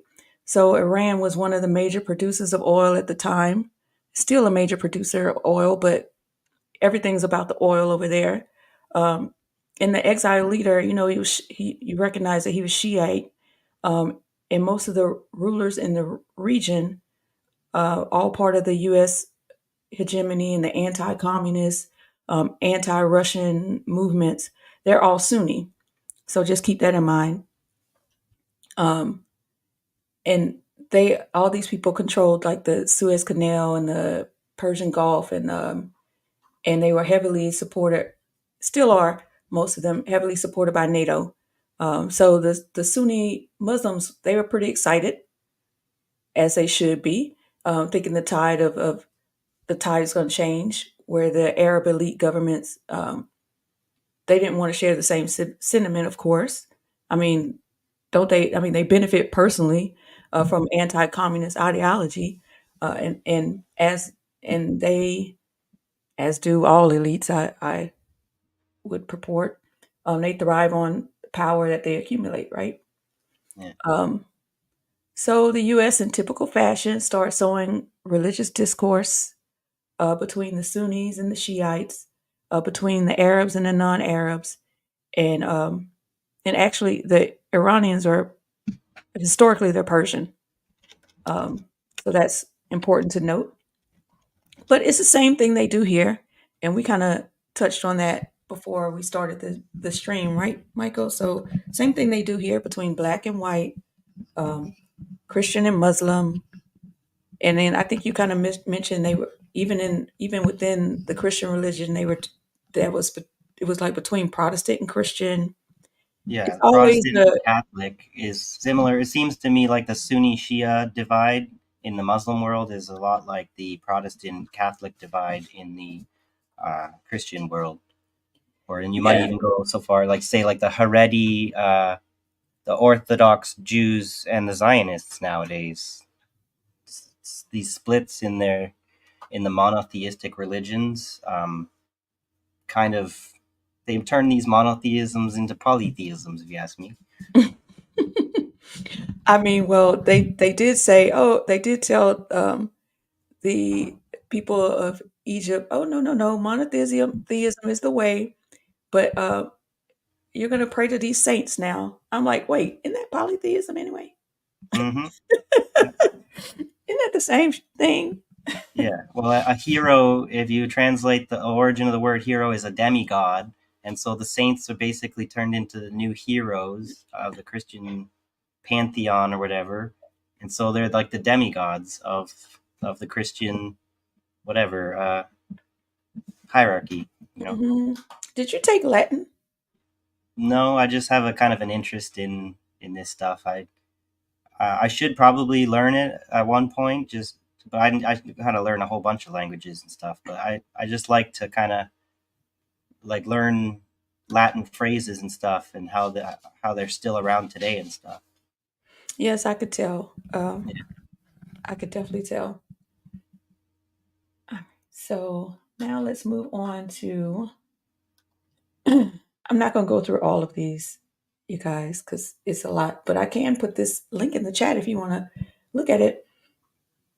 So, Soviet army invades Afghanistan, right? And look who that is. I think that's him. I'm not sure. He's mentioned here. What's his name? Osama. Osama bin Laden. It's been a Yes. while since I've seen his face. I forgot what he looked like. Uh-huh. So this is the U.S. using useful idiots to serve their purpose, right? And for his troubles, the U.S. executed him. Well, I would even go so far. Allegedly. He's maybe. I wouldn't. I think you'd have to say he's not quite an idiot too. A useful asset, because I'd say you'd have to maybe be kind of intelligent to be someone like do stuff like what Bin Laden did. But you could also say it's pretty stupid to live a life like that. Yeah. Okay, I'll give you that. I mean, Actually, and speaking of Bin Laden, there's this. I hadn't looked into this at all. I need to do research on this. But some people are, what with everything going on with Israel and stuff, there's been this conspiracy theory that who was really behind the 9/11 strike on the Twin Towers? Was it really Al Qaeda, or who's behind Al Qaeda? Is it maybe the Zionists behind this all along? Just putting I it out there, mean, just speculation. I'm not saying that it's misinformation, anything, right? So I think by now we kind of all know yeah, the quiet part. um, so let me get back to this. Um, yeah, like I said, I said the U.S. executed him, and I said allegedly, because mm, he might be on Epstein's island for all we know. I yeah. mean, Well, they dumped his body in the ocean, or so they said. yeah, Yeah, yeah. right. So I'm gonna read this really quickly, because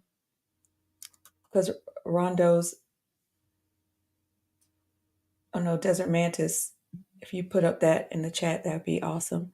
While I read this, so the Soviet forces invade Afghanistan after the communist government in Kabul requests military aid to fight Islamic rebels. The insurgents, known as Mujahideen, those who fight jihad. Now, I'm going to get back to that. Attract many Afghan fighters and are augmented by thousands of foreign Sunni fighters, including a young Saudi named Osama bin Laden. Weapons and cash from the Mujahideen are supplied through Pakistan by Saudi Arabia and the United States. The war, which is framed as a resistance to Soviet occupation, raises the profile of fundamentalist Sunni movements. Right. And this reminds me, Fundamentalist. but Go ahead. this just reminds me. I'd meant to cover this a few episodes ago.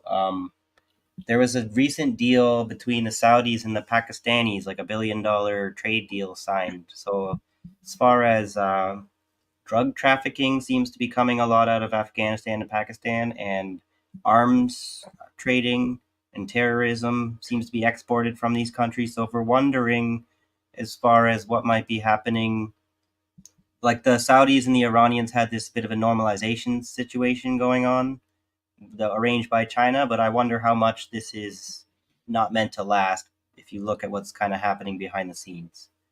So just to put that out there. Yeah, and our opioid crisis, the heroin aspect of it. Um, Yeah. Well, Certainly, desert. Afghanistan has a lot to has contributed a lot to that as well. Yeah. But we should start with the actual opioids that they were selling here in the states, which they got a slap on the wrist for. But I wanted to kind of stop here for a second because how you are with words and things like that, and words matter. I did look up because I noticed when it said Mujahideen, it says those who fight jihad, Mm-hmm. and I was like, what? So I looked it up in the dictionary because I know jihad d- doesn't mean. Okay, let me just back up. So the dictionary said, let me read it verbatim. It says guerrilla fighters in Islamic countries, especially those who fight against non-Muslim forces. Okay, Mm. so that wouldn't be fighting jihad then. Yeah, that's not what I would. I didn't think that would be the definition of jihad. That sounds like a secular Western definition, not what Okay, thank you. Okay, the Muslims themselves would say. That jihad is like. I strive. haven't looked it up in a while, but it's more like you're following your calling to Yes, God. Like yeah, striving, and doing your doing God's utmost. work. That Right. yeah, Like on a crusade for principles and beliefs of yeah. Rondo says it here. being a. Okay, good. Jihad means struggle. So Yes, that's the simple. It does mean struggle, but like it's like a struggle to be your best self. Follow your, you know, uh, follow your fight the good principles and fight. believe. Yeah. Exactly. Yes, yes, yes. So, um, and what's crazy is the Western definition. I looked it up. It says a holy war waged on behalf of Islam as a religious duty. Yeah. So we really have to be careful with what's being fed to us because a lot of it is poison, Yeah. right? Just So like with the word martyr, it means witness, and then people would twist the meaning of martyrdom to mean a suicide bomber. kamikaze fighter. Mm-hmm. When someone who is martyred is often like the Palestinian children and women being bombed, innocent civilians. They are martyrs, not because they went on an attack on somebody, but because they're witnessed as victims. Like I guess the thing would be like God witnesses them to be victims of evildoers, kind of thing. Yeah. Yep. So Rondo said, for those who are just listening, he said the Western definition is them applying the definition of crusade to an Arabic word. Right. A Christian mentality to a Muslim belief. Mm-hmm. Mm-hmm. Exactly. Okay, so I'm almost done, you guys. I'm not going through this part. I'm going to start here with Iraq sparks a war with Iran. Iraq President Saddam Hussein, a Sunni ruling over a majority Shiite country. So that's flipped, right? The puppets are usually Shiites ruling over Sunnis. So I didn't realize Saddam Hussein was Sunni. Or this is so much to remember in history. I know I read about the conflict back in the day. So now I'm revisiting and reminding myself of the information. So I'm glad we're covering this because my memory is not that great. Well, I don't know if I really knew all these details either to begin with. You learn it in like the gist of it, but there like history is a vast ocean kind of thing. So you could always do like it's always worth looking back just to have more perspective. Yeah. And so Saddam Hussein was actually a member of I don't know if I'm pronouncing this correctly, Ba'ath. Well, if it's Ba'ath? Ba'ath. So in it, M-A apostrophe A-T is pronounced Maut in Egyptian. So would that be Ba'ath? I'm not sure what you're trying to. Are It's you trying a to talk socialist about party. what they call the Baathists, whether that's pronouncing it badly or not? I think Yeah. that's what. Okay. Yeah. So it's a member of the Socialist Party. Their motto was unity, liberty, and socialism. Right. So maybe they just pronounce it with the long A. Yeah. Anyway. Because there's also like another type of religion that I thought you might have been mentioning. That's it's not Muslim, but it's like more in the Middle Eastern world. It's drawing a blank now, of course, right when I need to be when I'm speaking, filling the air or whatever. But it's like it starts with a B, and it's well, I'll have to circle Oh, back are to you it. talking? Wait, you're talking about the religion? You're talking about Baha'is?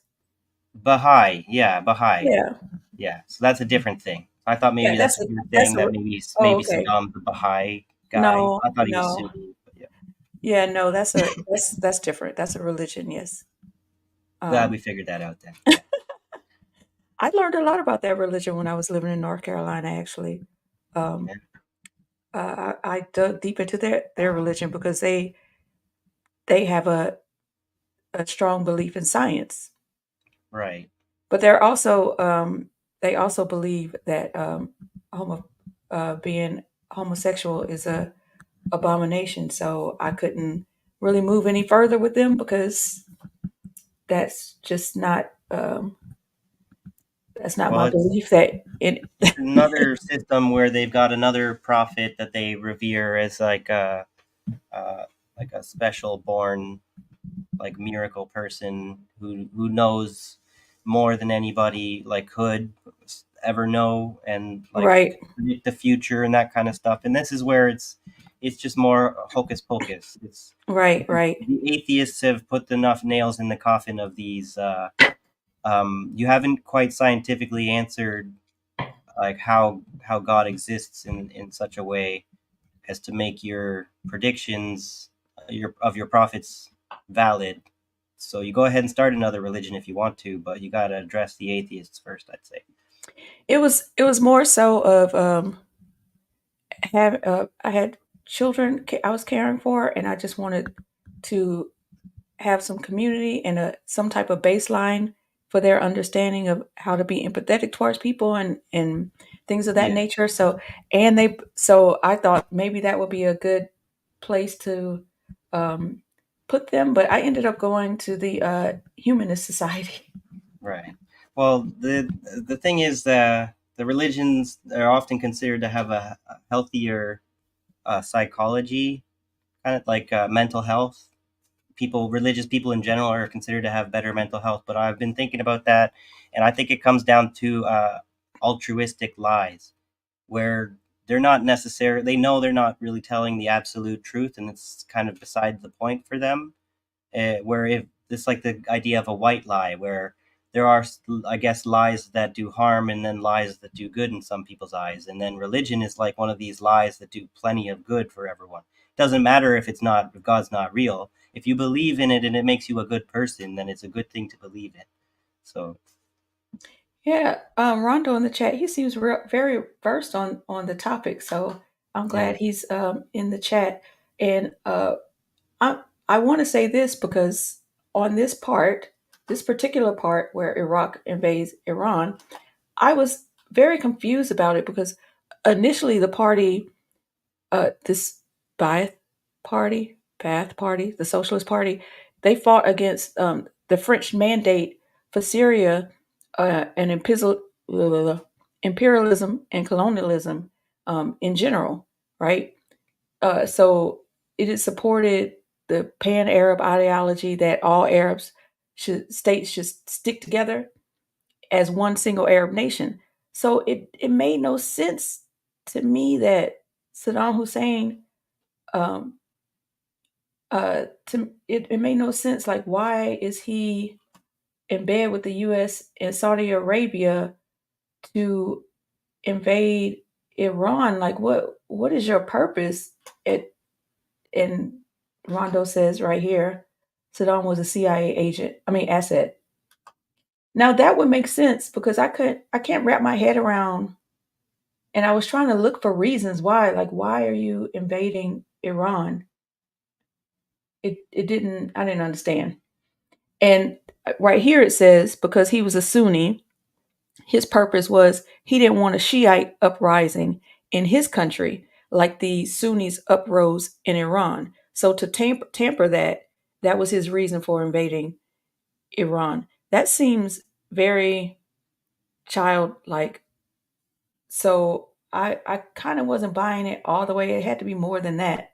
Um, but yeah. Well, because the Americans, everyone knows that they're exploiting the Sunni Shiite divide to exacerbate it and stuff. So then, when you're saying you got to prevent a Shiite uprising, this is often not really like I'm not sure. I'm not really the right person to know whether that was really a credible threat or not. I feel, from what I remember, 90% of Muslims are Sunni, and there's only like a 10% that are Shiite. So it seems more likely that I don't. You have to fact check that one on me, but I'm saying, like, I think that the Shiites are the minority, and then to prevent them that's from growing is like the dominant members of society trying to stay on top, from what I think. I think it depends on which country you're in because Right. But I was I trying to think in say in Iraq it general. was like 90% Shia and 10% Sunni, Yeah, I I believe. know Iran is, I think, like the major Shia dominant country, but the majority of the Muslim countries that seem to be dominant Sunni. I have to look it up now. Now that we're talking about Let's look it up because we're here. yeah, no, that's Rondo says 90 are Sunni. That's what I was saying. That 90% are Sunni, and so I'm just gonna quickly Google that. Yeah, me too. And while you're doing that, I'm just going to show, like, I'm not really going to go through the rest of this because all of this is basically the U.S. stoking, I mean, NATO, mainly U.S., stoking conflict after conflict between Sunnis and Shias, and they keep changing, like, they keep changing the names of whoever the terrorist is at the time because Americans have a short attention span, and Americans need to feel like we are in constant fear. So if we think that there's all these insurgents, whatever the hell that is, like Cat Williams said, um, they're calling these people insurgents, and he's like, I ain't got one insurgent friend. You can kill all of them. Hmm. To separate them from us. And he's like, the insurgents don't even, they're wearing flip flops. They don't even have a military uniform on. And we're supposed to be scared of them. Like if we don't kill them right now, they're going to come to the US and get you type of situation. Hmm. Yeah, no. But the point is that it's just conflict after conflict, Shia versus Sunni. And it's really, let me pull, Yeah, let me Rondo take this says off here. it is 90%. I looked. It says like 85 to 90%, like 1.5 billion people in the world, kind of thing. So 90% He's Sunni talking about the world or an individual country because in the world. All of the Muslims, oh, okay. 90% of them are Sunni, because of, I guess, the I'm dominance of sorry. not just the Okay. Saud, but like houses like the House of Saud and the other monarchies like the Emiratis. You know, No, that makes are they sense Shia because or yeah, that makes sense because they are because most of the elite that control the countries are Shiite. So that does make sense. I mean, that's just like the most of the world population is black and brown, but the world is controlled by the whites. But So so then, same thing. but what is the main point of contention between the Sunnis and the Shias? From what I remember, it has to do with descendants of Muhammad. Who is the blood relative of Muhammad is the one who deserves to be in charge, I guess, of the religious the I don't know, direction of the religious thought or something. So is it the I think it's I the mean, Shia who believe that the bloodline of the prophet should stay within the family or something like that. but isn't Unless that I'm But mixed up. isn't that the same stupid points that are used in with like with Jews or Zionists or what have you and Christians? I mean, all These that blood religious, Bibles or whatever they call it, yeah, like all that religious babble when really it's what system do you have in place? Is it a system for the people like communism or socialism, or is it mhm. a system for a very small few at the top, like with capitalism and imperialism? That's really what it boils down to. And the religious text and the religious aspect is just an excuse for the class system to Yeah, to stay in place. I mean, I that's agree. what I think. I agree. Yeah. So then it becomes like as when people want to say that both the Sunni, like any either denomination deserves the right to believe whatever they want. But then if you analyze the specifics of what they're believing in, you recognize these ones that have it's like the divine right of kings kind of beliefs that the that Westerners shared. If that is considered incorrect, like ethically incorrect kind of thing, then the more democratic religion is the one that I would suggest. I would at Yeah, least have a bias for, or because otherwise socialism. people are trying to argue for an aristocracy, like a religious aristocracy that does like that God ordains kind of thing, and I disagree with that. Yes. So Rondo says, for those that are listening and not reading, he says essentially there were three leaders after Muhammad, and that were essentially elected, and the fourth leader was Muhammad's nephew Ali. So the I understood it to be three major religions: Sunni, Shiite, and Wahhabi. And Wahhabi is like from the older text, um, maybe like centuries ago, what have you. And Muhammad's nephew, isn't he? He's like buried in somewhere in Iraq. In I forget the name of the town. But isn't he buried in Iraq, Rondo? Seems like Rondo's pretty versed on this stuff, so I'll wait for him to answer. But anyway, basically the domino theory. This is like the domino theory, right? Like if and they're using religion as a way to put the domino theory in effect. So it's like if one nation falls to communist rule, then every other nation in the region will follow. So that's why the U.S. like how many places has the U.S. intervened? And they intervened in South Korea in the 1950s with the Korean War. They wanted to stop the unification of North and South Korea under a communist government. In the mid 1950s to the 1970s, the U.S. interfered with the unification of Southeast Southeast Asia and Vietnam in the Vietnam War and the Southeast Asia War. Oh, are you there? Oh, Yep. looks like Abby's frozen a little bit. You coming back? Uh-oh. There you are. You okay? Uh-oh. What's the last thing you heard?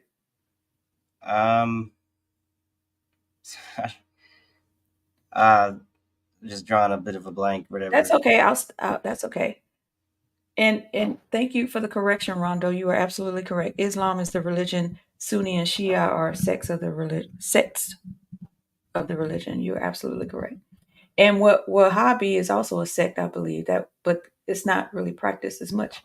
Well, the Wahhabi, from what I remember, is they're trying to. They feel like what's wrong with society in Islam is that the people are changed it too much from what its traditional, its real core is. So they need to like have a return to the original beliefs and to prevent it from changing. You know, Yep. Bye. liberalism. Too much liberalism in there. Yep. I just wanted to tell Stay Balanced bye. He has to bounce. It was nice seeing you. Yeah, thanks for being here. Stay balanced. See you next time. Yep. And for all of you in the chat, thank you for your information. We are learning together. Rondo says Wahhabi is a school of thought within Sunni. But this is where it might start within the Sunni, but if it starts to like radicalize or become different enough, then it becomes where it cannot stay within and be called the same thing after a while. Although I'd imagine that's for them to decide. So Desert Mantis says, I was fine on his end, so it might have been a glitch with you. But I'm just gonna start over so you can hear me as well. Because what I was talking about was the domino theory about if you let one nation fall to communism, which would be like Iran, right? Every other nation is going to follow suit, which is why all this conflict has been happening in that region. I mean, one of the reasons, another reason is oil, but Iran is a thorn in NATO's side, in imperialism side, and it in their mind it must be toppled one way or the other. So I was just mentioning a lot of different times that the U.S. has intervened in or created a conflict because of communism. They don't want communism to thrive. And I was mentioning the in 1950 how they intervened with the Korean War because they didn't want South Korea and North Korea to unify under a communist system. And then the 1960s, no, mid 1950s into the early 1970s, the U.S. was heavily involved in the Vietnam War and the Southeast Asia War, because they didn't want the unification of Vietnam and Southeast Asia as communists. the U.S. participated in the assassination of the Prime Minister of the Democratic Republic of Congo. We still have to talk about that, Michael. Yeah, we're getting to it. I know. Have a So potential many things. interview lined up just to kind of tease the audience a little bit. Hopefully, we'll get someone from Africa. I think Rwanda specifically, who will be able to speak on the Congo issue, give us some insights. Yeah, so we're very excited about that. So look out for that, guys and gals. And non-binaries. The Prime Minister of the Congo at the time, his name was Patrice Lumumba, and he played a significant role in liberating Congo from Belgium. And remember, under Belgian rule, the Africans suffered a horrific we call it the African Holocaust, by way of, it was like between, this is a big gap. They say anywhere from 5 to 10 million people who died as a result of that colonial exploitation under the rule and administration of Belgium. So that was King Leopold the second. Yeah, the second. And the U.S. supported the apartheid regime of South Africa. The list goes on and on and on and on. So we are not the good people here. It's non-imperialist. They've been abused. They've been exploited. I shouldn't say they. We have been abused. We've been exploited for far too long by white supremacists, colonialism, and Zionism. The U.S. and NATO have been stoking anti-Muslim propaganda, probably before, well, especially after the Iranian Revolution. So there's a deep-seated resentment there in the Middle East, or some people say West Asia. I say North Africa. We should stop saying Middle East as well. Right, we should stop saying Middle East. Raised to my attention, I didn't realize this is a colonial term that doesn't really have much meaning anymore. I think it came about in the 1950s. So like right after Israel, right after the Jews were placed in Israel in the Nakba, then they started calling that area the Middle East. So that was like to say, okay, after Israel, this is separated from Africa. This is and it's another way to act like the people of Israel, like that's always been a non-African plot of land, which is absurd. But okay, like even the Egyptians of today try to claim that the Egyptians look like that since the beginning of time, and that's also absurd. Well, I've come across some YouTube channels that are saying like some of the Egyptian pharaohs from back in the day were blonde-haired and blue-eyed, so they're trying to insinuate that they were ruled over by a group of a small minority of white people. There may have been some pharaohs that maybe, if they've done the DNA tests and this has come back that way, that might be some truth to that, but that doesn't mean that. Like there was, I think, this thing called the Hyksos invasion, where there was some foreigners occupied Egypt for a while. So it might be those pharaohs, but you'd be misunderstanding the history. The majority, I don't know enough about Egypt. I got to do more research. But like the old kingdom, like ancient Egypt, I think was like a lot of black pharaohs and stuff, and then maybe more the last few pharaohs might have been lighter skinned before the end of what we know as like the ancient kingdom of Egypt or whatever. I don't know. I'm getting into stuff we shouldn't be talking about because we're not really prepared for it. Yeah, we're not really like Cleopatra. Yeah, she was mixed. She was from Greece, and she was Greek and something I forget. But like that started happening later, way later on, where different people in power from different countries would marry on purpose to build their. Yeah. That's why. That's the same reason why people at the bottom of the caste system were married. It wasn't for love. It was to build a business together. Yeah, Desert Mantis says the king of Jordan is a blue-eyed half-Brit. This is where, if we look into our research of the bloodlines of the ruling families, we'll recognize how a lot of those monarchies in the Middle East are quite likely blood-related to the monarchies in Europe, and that has Mhm. something to do with their, like, we're all wondering, why aren't the Arab countries doing more to save the Palestinians? Well, the people want to, and they would, but the monarchies in power don't represent their interests, and they're kind of like, they're just a bunch of Westerners that have married their way into power into Eastern countries. So, Mhm. but maybe Mhm. I'm generalizing too much and being rude. Who knows? Well, I think this is a topic we can delve into later, but we're not, like we said, we're not. I like to do research before I just start mouthing off.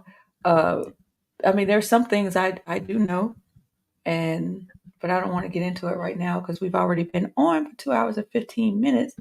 I'm just gonna. Rondo does say, okay, Kemet was once a part of the kingdom of Cush, which was Nubian. Yes, that's not what I wanted to. He just put that up there, but yes, Earlier that's he said, Nubian. yeah, that one. Exactly. Kemet was an African civilization ruled by so-called black folks. Well, the Kemet in Egyptian language means black land, and so scholars say that it's because of it's derived from the soil from the Nile. Yeah. Some scholars say that, and other scholars say because it was black people Well, of the land. I also heard that the word chemistry might be derived from that same root word, chemistry, chemet. So interesting. Food for thought. Yeah, I'm not sure because they're spelled well. Spelling doesn't really mean anything these days. You have to look. Well, the spelling changes a lot over Yeah, it time. changes a lot over time. Yeah. Right, exactly. Um, that's true. Two things. Let's just simplify this and say it's Kemet the Frog.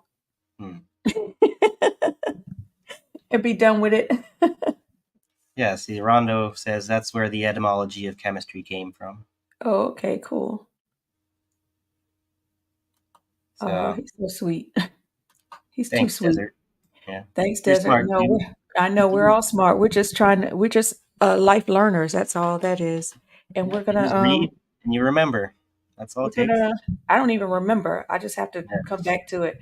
And so what we're gonna do is on Thursdays we're gonna come together as life learners and chop it up and learn together. That's what we're here for. We're gonna make noteworthy statements. Not just Michael and I, but also our chat family, which we are very grateful for. So Okay, so we are going to start heading out, right? Michael, you want to say goodbye to our ex our ex family? We can't call them a chat family yet, but our ex family. thank you for being here, everyone on X. Hopefully you'll see you next time. Well, not really see you, but hopefully you'll see us next time. Please like, share, and subscribe if you have not. Don't forget to support our other independent media channels out there. The Electronic Intifada is a good source for Palestine news. Midwestern Marks, RBN. I've been saying you should watch Nick at Night lately. He's been doing real good. Yeah. So banger after banger after banger. Yeah. Exactly. Tune into The Social Contract on Tuesdays at 1 p.m. Eastern and Beyond the Arc Sunday at 9 Eastern. They're doing great work. And so I don't want to be controversial, but I did want to play something for you guys. I don't yeah, it is a long show, Robbie. Robbie's been so quiet. Hi, Robbie. Good night, Myra. So I was just going to end with this video about how does Hollywood help, unless you have a video, Michael. Do you have a video you want to? Well, I had a little video of a TikToker just talking about yeah, the use of drones using sounds of babies crying to lure out the Palestinians. So if anyone's been heard about that, we could close out on that, or we could go with a little bit of a lighter topic. I'm just gonna let's just say let's just go out with both of Is it short? It's not. It's like 4 minutes. So, and then I had another video for that's only a minute long. That's talking about the doomsday clock. The 90 seconds to midnight doomsday clock is the same this year as it was last year, which is bad enough. But I feel they're being nice to people by not telling you that it's even closer. It should be 60 seconds to midnight or something, but if you get any closer, the world's gonna panic. So there's just, I guess, the clock is stuck at 90 now. So Oh my gosh. yeah. Wait. We're ending on a wait. Those are There's really, really heavy no. topics. Okay, Sorry. well, yeah, I know.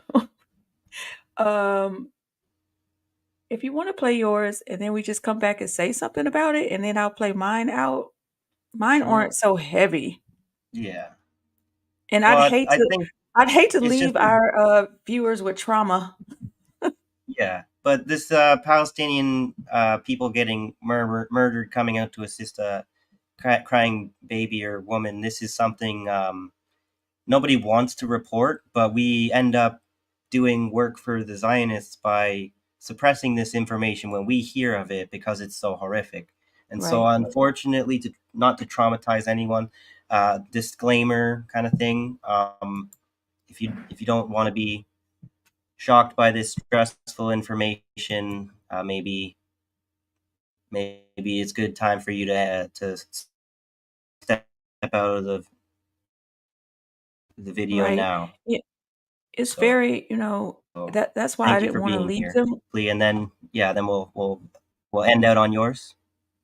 Yeah, I didn't want to leave them with that because it is traumatizing. So you want to like check in with your people and make sure everybody's Mm-hmm. good. So go Yeah. ahead and then we'll close out on something else.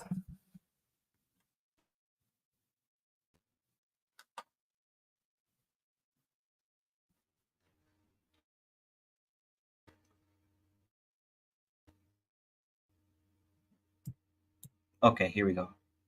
You are a new follower of mine and you support Can you it's make it not bigger? real in any way, you can go ahead and unfollow me, because if I find out that It's you a are a yep. supporter of that white settler colonial state, I will block you. That being said, if you needed more reason to understand just how evil they are and their occupation of the Palestinian people, they are using quadcopter drones. They kind of look like this. They're using these with speakers as a way to lure innocent people out of safe locations, out of hiding, like some sort of horror movie creature. They're literally playing the sounds of crying babies from drones, and people are getting curious and suspicious, or like concerned because they hear crying babies. They're coming out of shelter, and the drones have weapons on them. They are either the people who are coming out to check on these baby noises are either being shot by IO snipers, or they're being shot close range by the drones. The drones have weapons on them, and they are killing innocent people at close range. That is next level evil.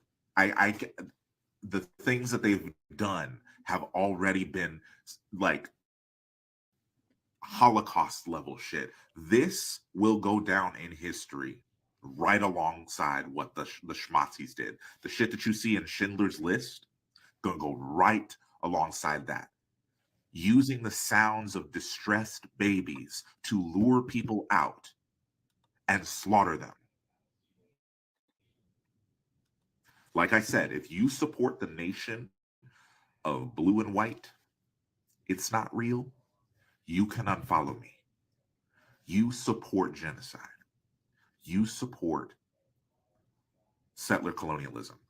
And that does not fly here. Point blank, period.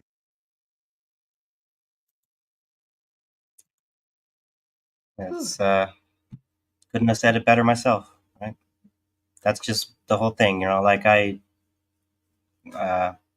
asked my mother if she was a Zionist the other day, and she didn't answer me, and I felt like that was not okay.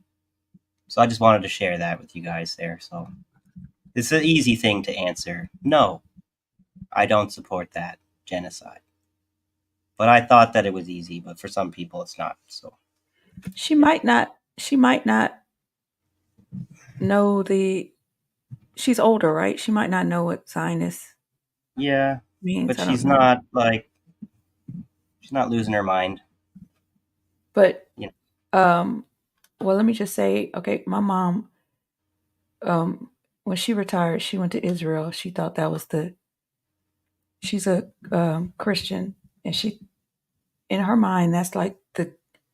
She wanted to do that before she passed away. That was like the pinnacle of her life. Yeah. And she doesn't pay attention to politics. Any, she doesn't know what's going on because she just wants to like do her book club. Well, I guess play but then bridge. that it invalidates. You know how people love to say that there's no ignorance is no excuse under the law. So as much It as is people say not. I don't know, don't look at me. I don't know anything about that stuff. It's like, what if you choose not to learn so as to not feel guilty about what you didn't have to learn? You're not really as innocent as I'd like you to be. So Okay, I just want to make a point to that. But before that, I just want to read what Jacqueline said, which we haven't seen you all night. We're happy you're here. She says, this is disgusting. This is weaponizing people's compassion and empathy against them. Yes, it is. So now going back to what you were talking about. Okay, my mom was a part of the civil rights movement. She was young. She was, um, she was abled. When you're young, you're a lot more able. When you get the older you get, that's why you see all these protests are young people, and all the people that are sitting in these seats listening to these politicians are older people. They are in a whole different mindset. Like yeah, but it they're is not important.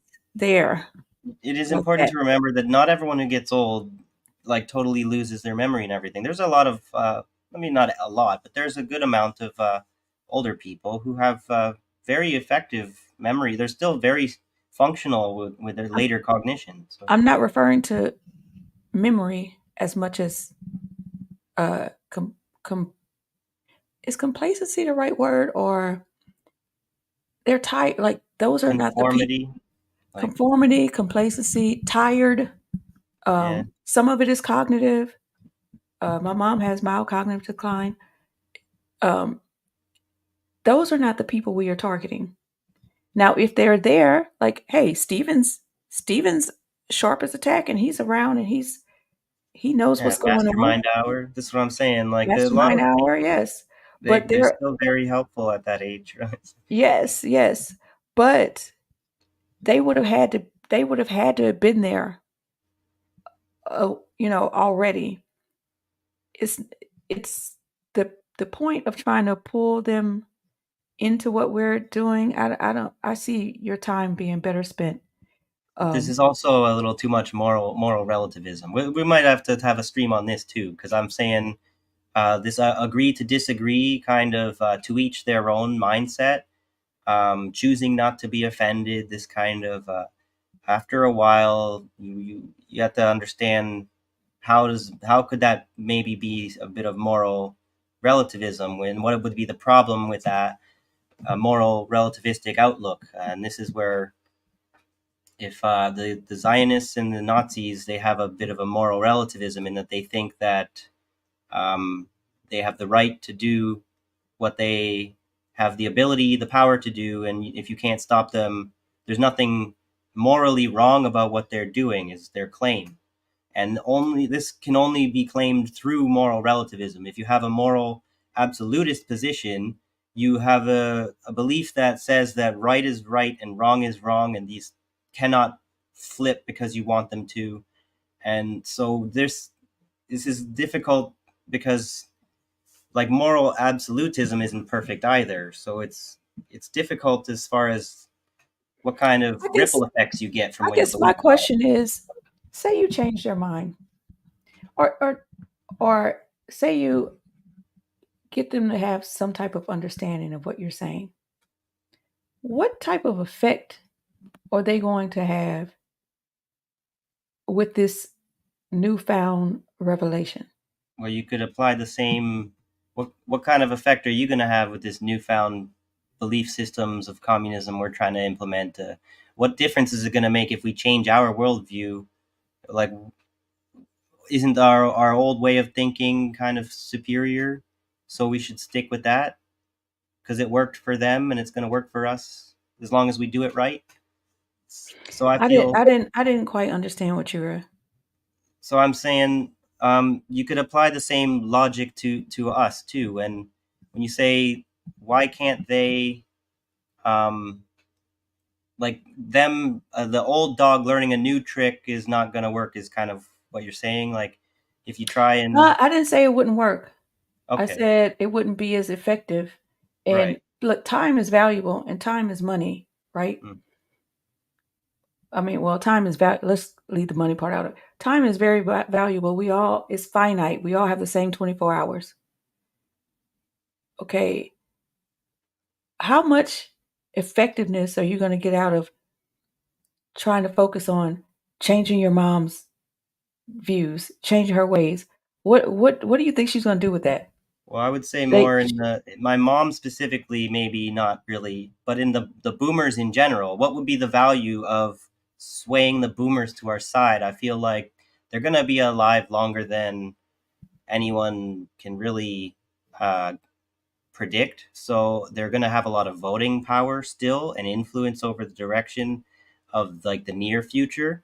So the more that we can get on our side to help make the change in the future be what we want it to be, then the more like and the more necessary that will be. Because I wonder, can we do it without them? Because this is sort of what I think the millennials and the Gen X and stuff have decided, that the boomers have been so intransigent, and that we're going to have to just kind of focus our efforts on Gen Z and just wait Okay. for them to die. So Well, okay. So I'm going to read this by Dave. I think he's directing this towards me. So, hi, David, by the way. Glad you're here. He says, as if Zionists have a right to their own truth, and you are abusing them to insist that they don't have a right to do whatever they want to do. Okay. Well, I don't particularly think my mom, she doesn't even know what a Zionist is. right. So it's like our And parents don't quite qualify as Zionists, but this is why I asked her, would you consider yourself a Zionist? Because then it's not so much like I can say I'm trying to sway my mom. You can literally say I'm trying to sway a Zionist, because that's what she claims to be. So, but right. then you would be a Zionist sympathizer, or like as someone who's not a anti-Zionist. I think is more. So one, I'm going to assume she don't even know what a Zionist is. This is I think I've explained enough to my her that she knows by now, oh, but okay. she still says stuff to me, like when I try and say like Biden is demented, she'll say like, well, Trump's worse. Trump's more demented than Biden is. If you see the stuff he's talking about, like if you say that stuff to me, it shows that you're kind of a Democrat or a liberal. Like you think that the lesser of two evil arguments, that you have to vote for Biden because Trump's worse. And it's like, no, I've said run over that argument a million times to her, that you cannot, they're the equally bad. You can't treat Biden like he's better than Trump. They're both fascists. Okay, so let me put it this way then. And I hear what you're saying. And I'm not saying that what you're saying isn't right. I'm just trying to think of like the value of my time. Hmm. Like, so say I change my mom's mind.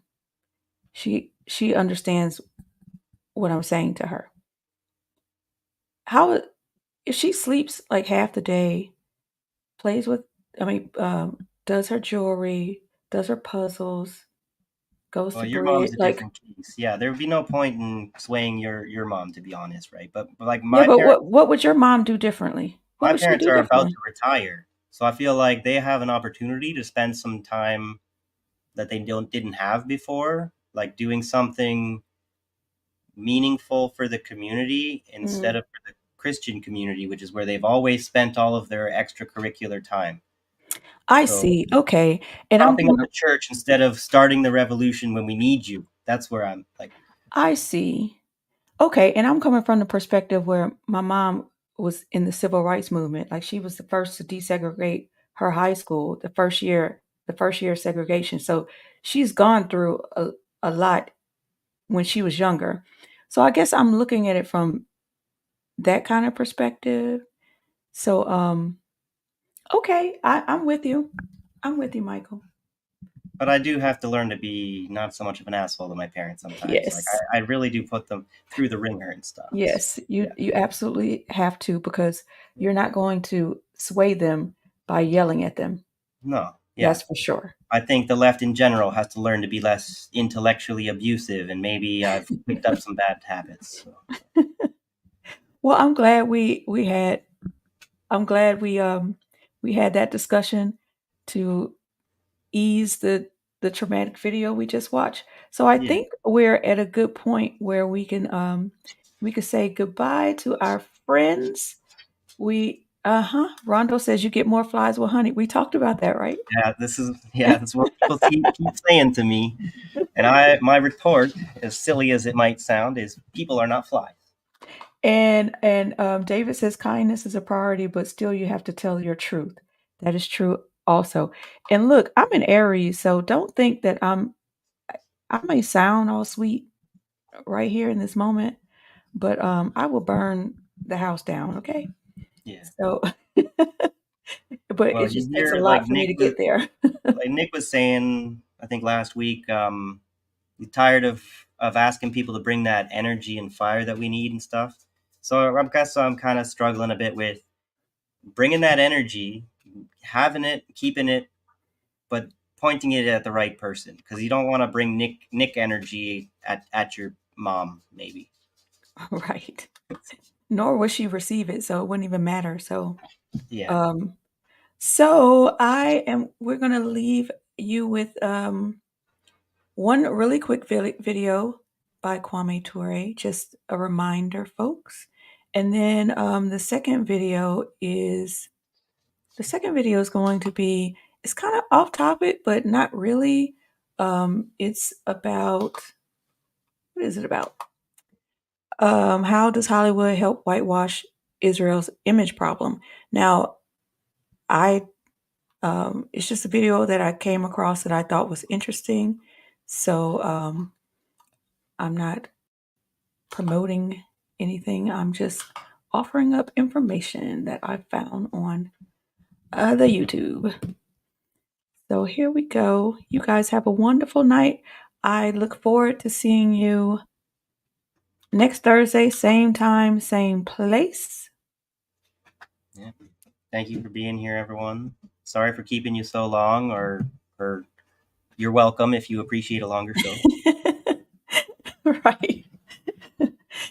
And we'll see you next time.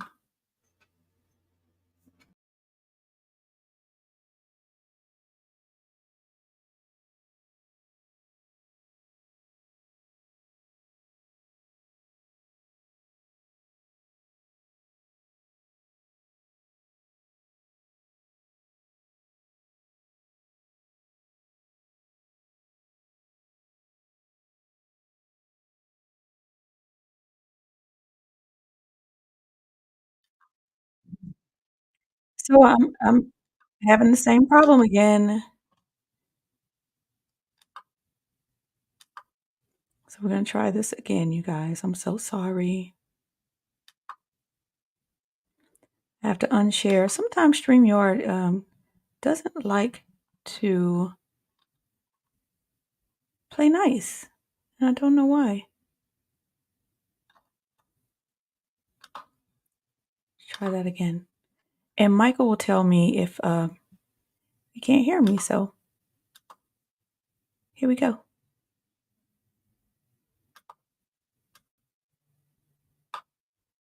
Zionism is a political philosophy which has brought about the state of Israel, the so-called state of Israel. This political philosophy has nothing to do with religion. On the contrary, it seeks to confuse others and let them think that Zionism and Judaism is one and the same. I am a conscious African. I know properly my history. I know that Africa gave Judaism to the world. I know that the first Jews in the world were Africans. Not only do I know this, but I inform everyone who has doubts about it to read a book by Sigmund Freud entitled Moses and Monotheism as a beginning. Consequently, I know that Judaism and Zionism are not the same. Zionism had its first organizational expressions in 1897 in Basel, Switzerland, in Europe. Here was a man by the name of Theodor Herzl, Herzl. He was the founder of Zionism. He said that he was going to find the state that God promised the Jews. Listen to this very carefully. This man, Herzl, was an atheist. He believed that there was no God. He said God did not exist. Now, how is it that a man who believes that God does not exist is going to find a state that God promised to his chosen people? I'm telling you, this man is Satan in disguise. Zionism is a satanic movement. It is devil. It is imperialism. It is racist. It has gone and taken the lands of the Palestinian people and through terrorism has driven them out. And through terrorism, it maintains its power. And the United States of America, with over 6 million homeless, sends to Israel billions and billions and billions of dollars everywhere to bomb Palestinian people while homeless people are here and unemployed are here. Zionism is going to raise this war and make the people of America become clear to what it is and become anti-Zionist and stop the aid to Israel and use the money to take care of the homeless in this country.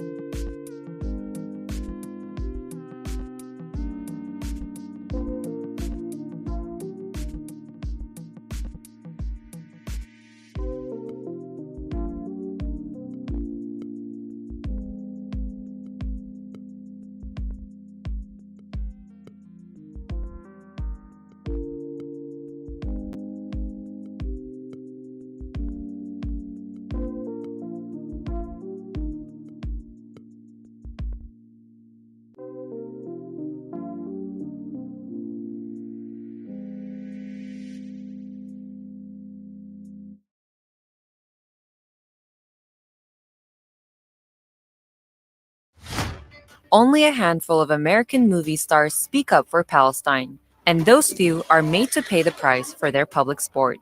Why is it so important for the movie industry to silence those voices? Israeli historian Giora Goodman says, And I was surprised again and again to find just how much effort and care and thought had been put in by Israeli government officials, by Israeli IDF officers into bringing over to Israel's cause what is the global entertainment capital. So, Hollywood matters to Israel because it is influential. But why does Israel matter to Hollywood? It is difficult to ask that question, let alone answer it, without attracting charges of anti-Semitism. Mr. Cartman, you are on dangerous freaking ground here, buddy. I'm sorry, why is it so offensive to say who runs Hollywood? People like Hollywood. Hollywood's cute. The Jews should be honored to be in charge of it. It is true that widespread anti-Semitism conspiracy theories about Jews running Hollywood exist and fuel a dangerous mentality, but making the whole topic taboo to talk about is not the answer.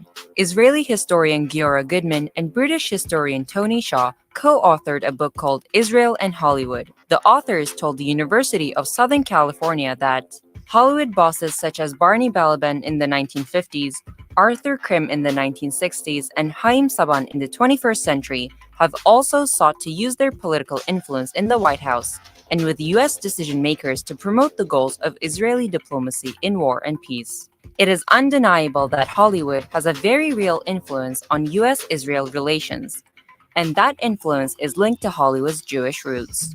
For a people so small in number, our impact is staggering. Dustin Hoffman for Rain Man. Dozens of Emmy and Golden Globe winners, and almost 40% of Oscar-winning directors are members of the tribe. That is Israel's very own Genesis Prize Foundation. It is a widely known fact that modern America first saw light on a Hollywood screen. It was largely the product of 6 movie studios established in the 1920s and run for over 30 years by a group of Jewish immigrants. They had strikingly similar backgrounds. these 5 or 6 Jewish immigrants ended up building all the first major studios that created Hollywood from scratch. All of these men who founded Hollywood were born within a 500-mile radius of one another. And all of them wound up roughly within 15 miles of one another in Los Angeles. The influence Hollywood and its movie stars had in the US would soon be utilized to garner support from American Jews and Gentiles alike for the Zionist project. This kind of movie-going was religious because it had to do with worship. It had to do with the screen being larger than you were, and you being in awe of what you were looking at. The Jewish production studio heads organized fundraisers with their movie stars and wealthy influential connections and collected tens of millions of dollars for a massive emigration of Jews to Palestine under the British mandate. One of these men, Barney Balaban, head of Paramount Pictures from the 1930s to the 60s, would even help found the most influential Israeli lobby group in America, AIPAC. But money and political connections were only secondary to their main effort, which was to tell a romanticized story about the creation of Israel. The first feature-length Zionist film made by Hollywood was secretly funded in large part by the controversial Jewish National Fund. JNF, established in 1901, is the financial arm of the Zionist organization. The film did not do well, but the partnership between Israel and Hollywood was not going to fizzle out that easily. They made film after film until they hit the jackpot with the 1960 movie Exodus. Exodus was based on a racist novel by the same name that the Israeli Foreign Minister Golda Meir at the time said was more influential than 60 years of Zionist and Israeli propaganda. As a film, Exodus went even further than the book in totally erasing the Nakba, the massive ethnic cleansing and displacement of 750,000 Palestinians in 1948. The Jewish hero of the story, Ben Canaan, begs the Arabs to stay in their homes and become an equal part of the state, but they refuse and leave. After the 1960s, Hollywood moved on from completely ignoring the Palestinians to portraying Arabs and Muslims as irrational, evil terrorists who often had no real motivation beyond "they hate our freedoms." Arab enemies were dehumanized, while telling the story of Jewish victims of the Holocaust helped melt American hearts. A 1978 TV miniseries called Holocaust, featuring Meryl Streep, was watched by nearly 100 million Americans. It told the story of the Holocaust in 4 episodes over 9.5 hours and ended with Jewish orphans being smuggled into Palestine illegally. It was not until Israel's invasion of Lebanon in 1982, when Israel killed thousands of civilians, that tides started turning and public opinion that Israel was the underdog started to change in the US. In the 1980s, with the first Lebanon War, and then the first Intifada, and the moral doubts about Israel's use of force and the direction of its government. And that is the younger liberals, they are more ambivalent about Israel, while the old generation, such as Kirk Douglas, would support Israel. According to a 2004 report by the American Jewish Committee, a younger Netanyahu met with Hollywood executives in 2001 and challenged them to do something about Israel's image problem. Netanyahu has long enjoyed close relations with his buddies in Hollywood. One of the most shocking Hollywood stories is that of his pal, producer Arnon Milchan. Milchan is behind massively successful commercial films like Pretty Woman, Fight Club, 12 Years a Slave, Little Woman, and many more. During his time as an Israeli spy and arms dealer, one of Milken's jobs was to acquire uranium from South Africa for Israel's nuclear program, and in exchange, he ran this massive pro-apartheid campaign in Hollywood on behalf of South Africa. In the end, one of the most important things Hollywood did to rally American support for Israel was to tell the story of the Holocaust and connect it to the establishment of Israel, while completely disregarding and erasing the suffering and ethnic cleansing of Palestinians. Countless films, TV shows, and fictional characters worked to make often white-looking Israeli heroes relatable to white people in the US, and to paint Muslims and Arabs as the violent and savage enemy of the unified, peace-loving Judeo-Christian people. What do you think? Do Hollywood films and celebrities still hold influence over what people think of Israel and Palestine?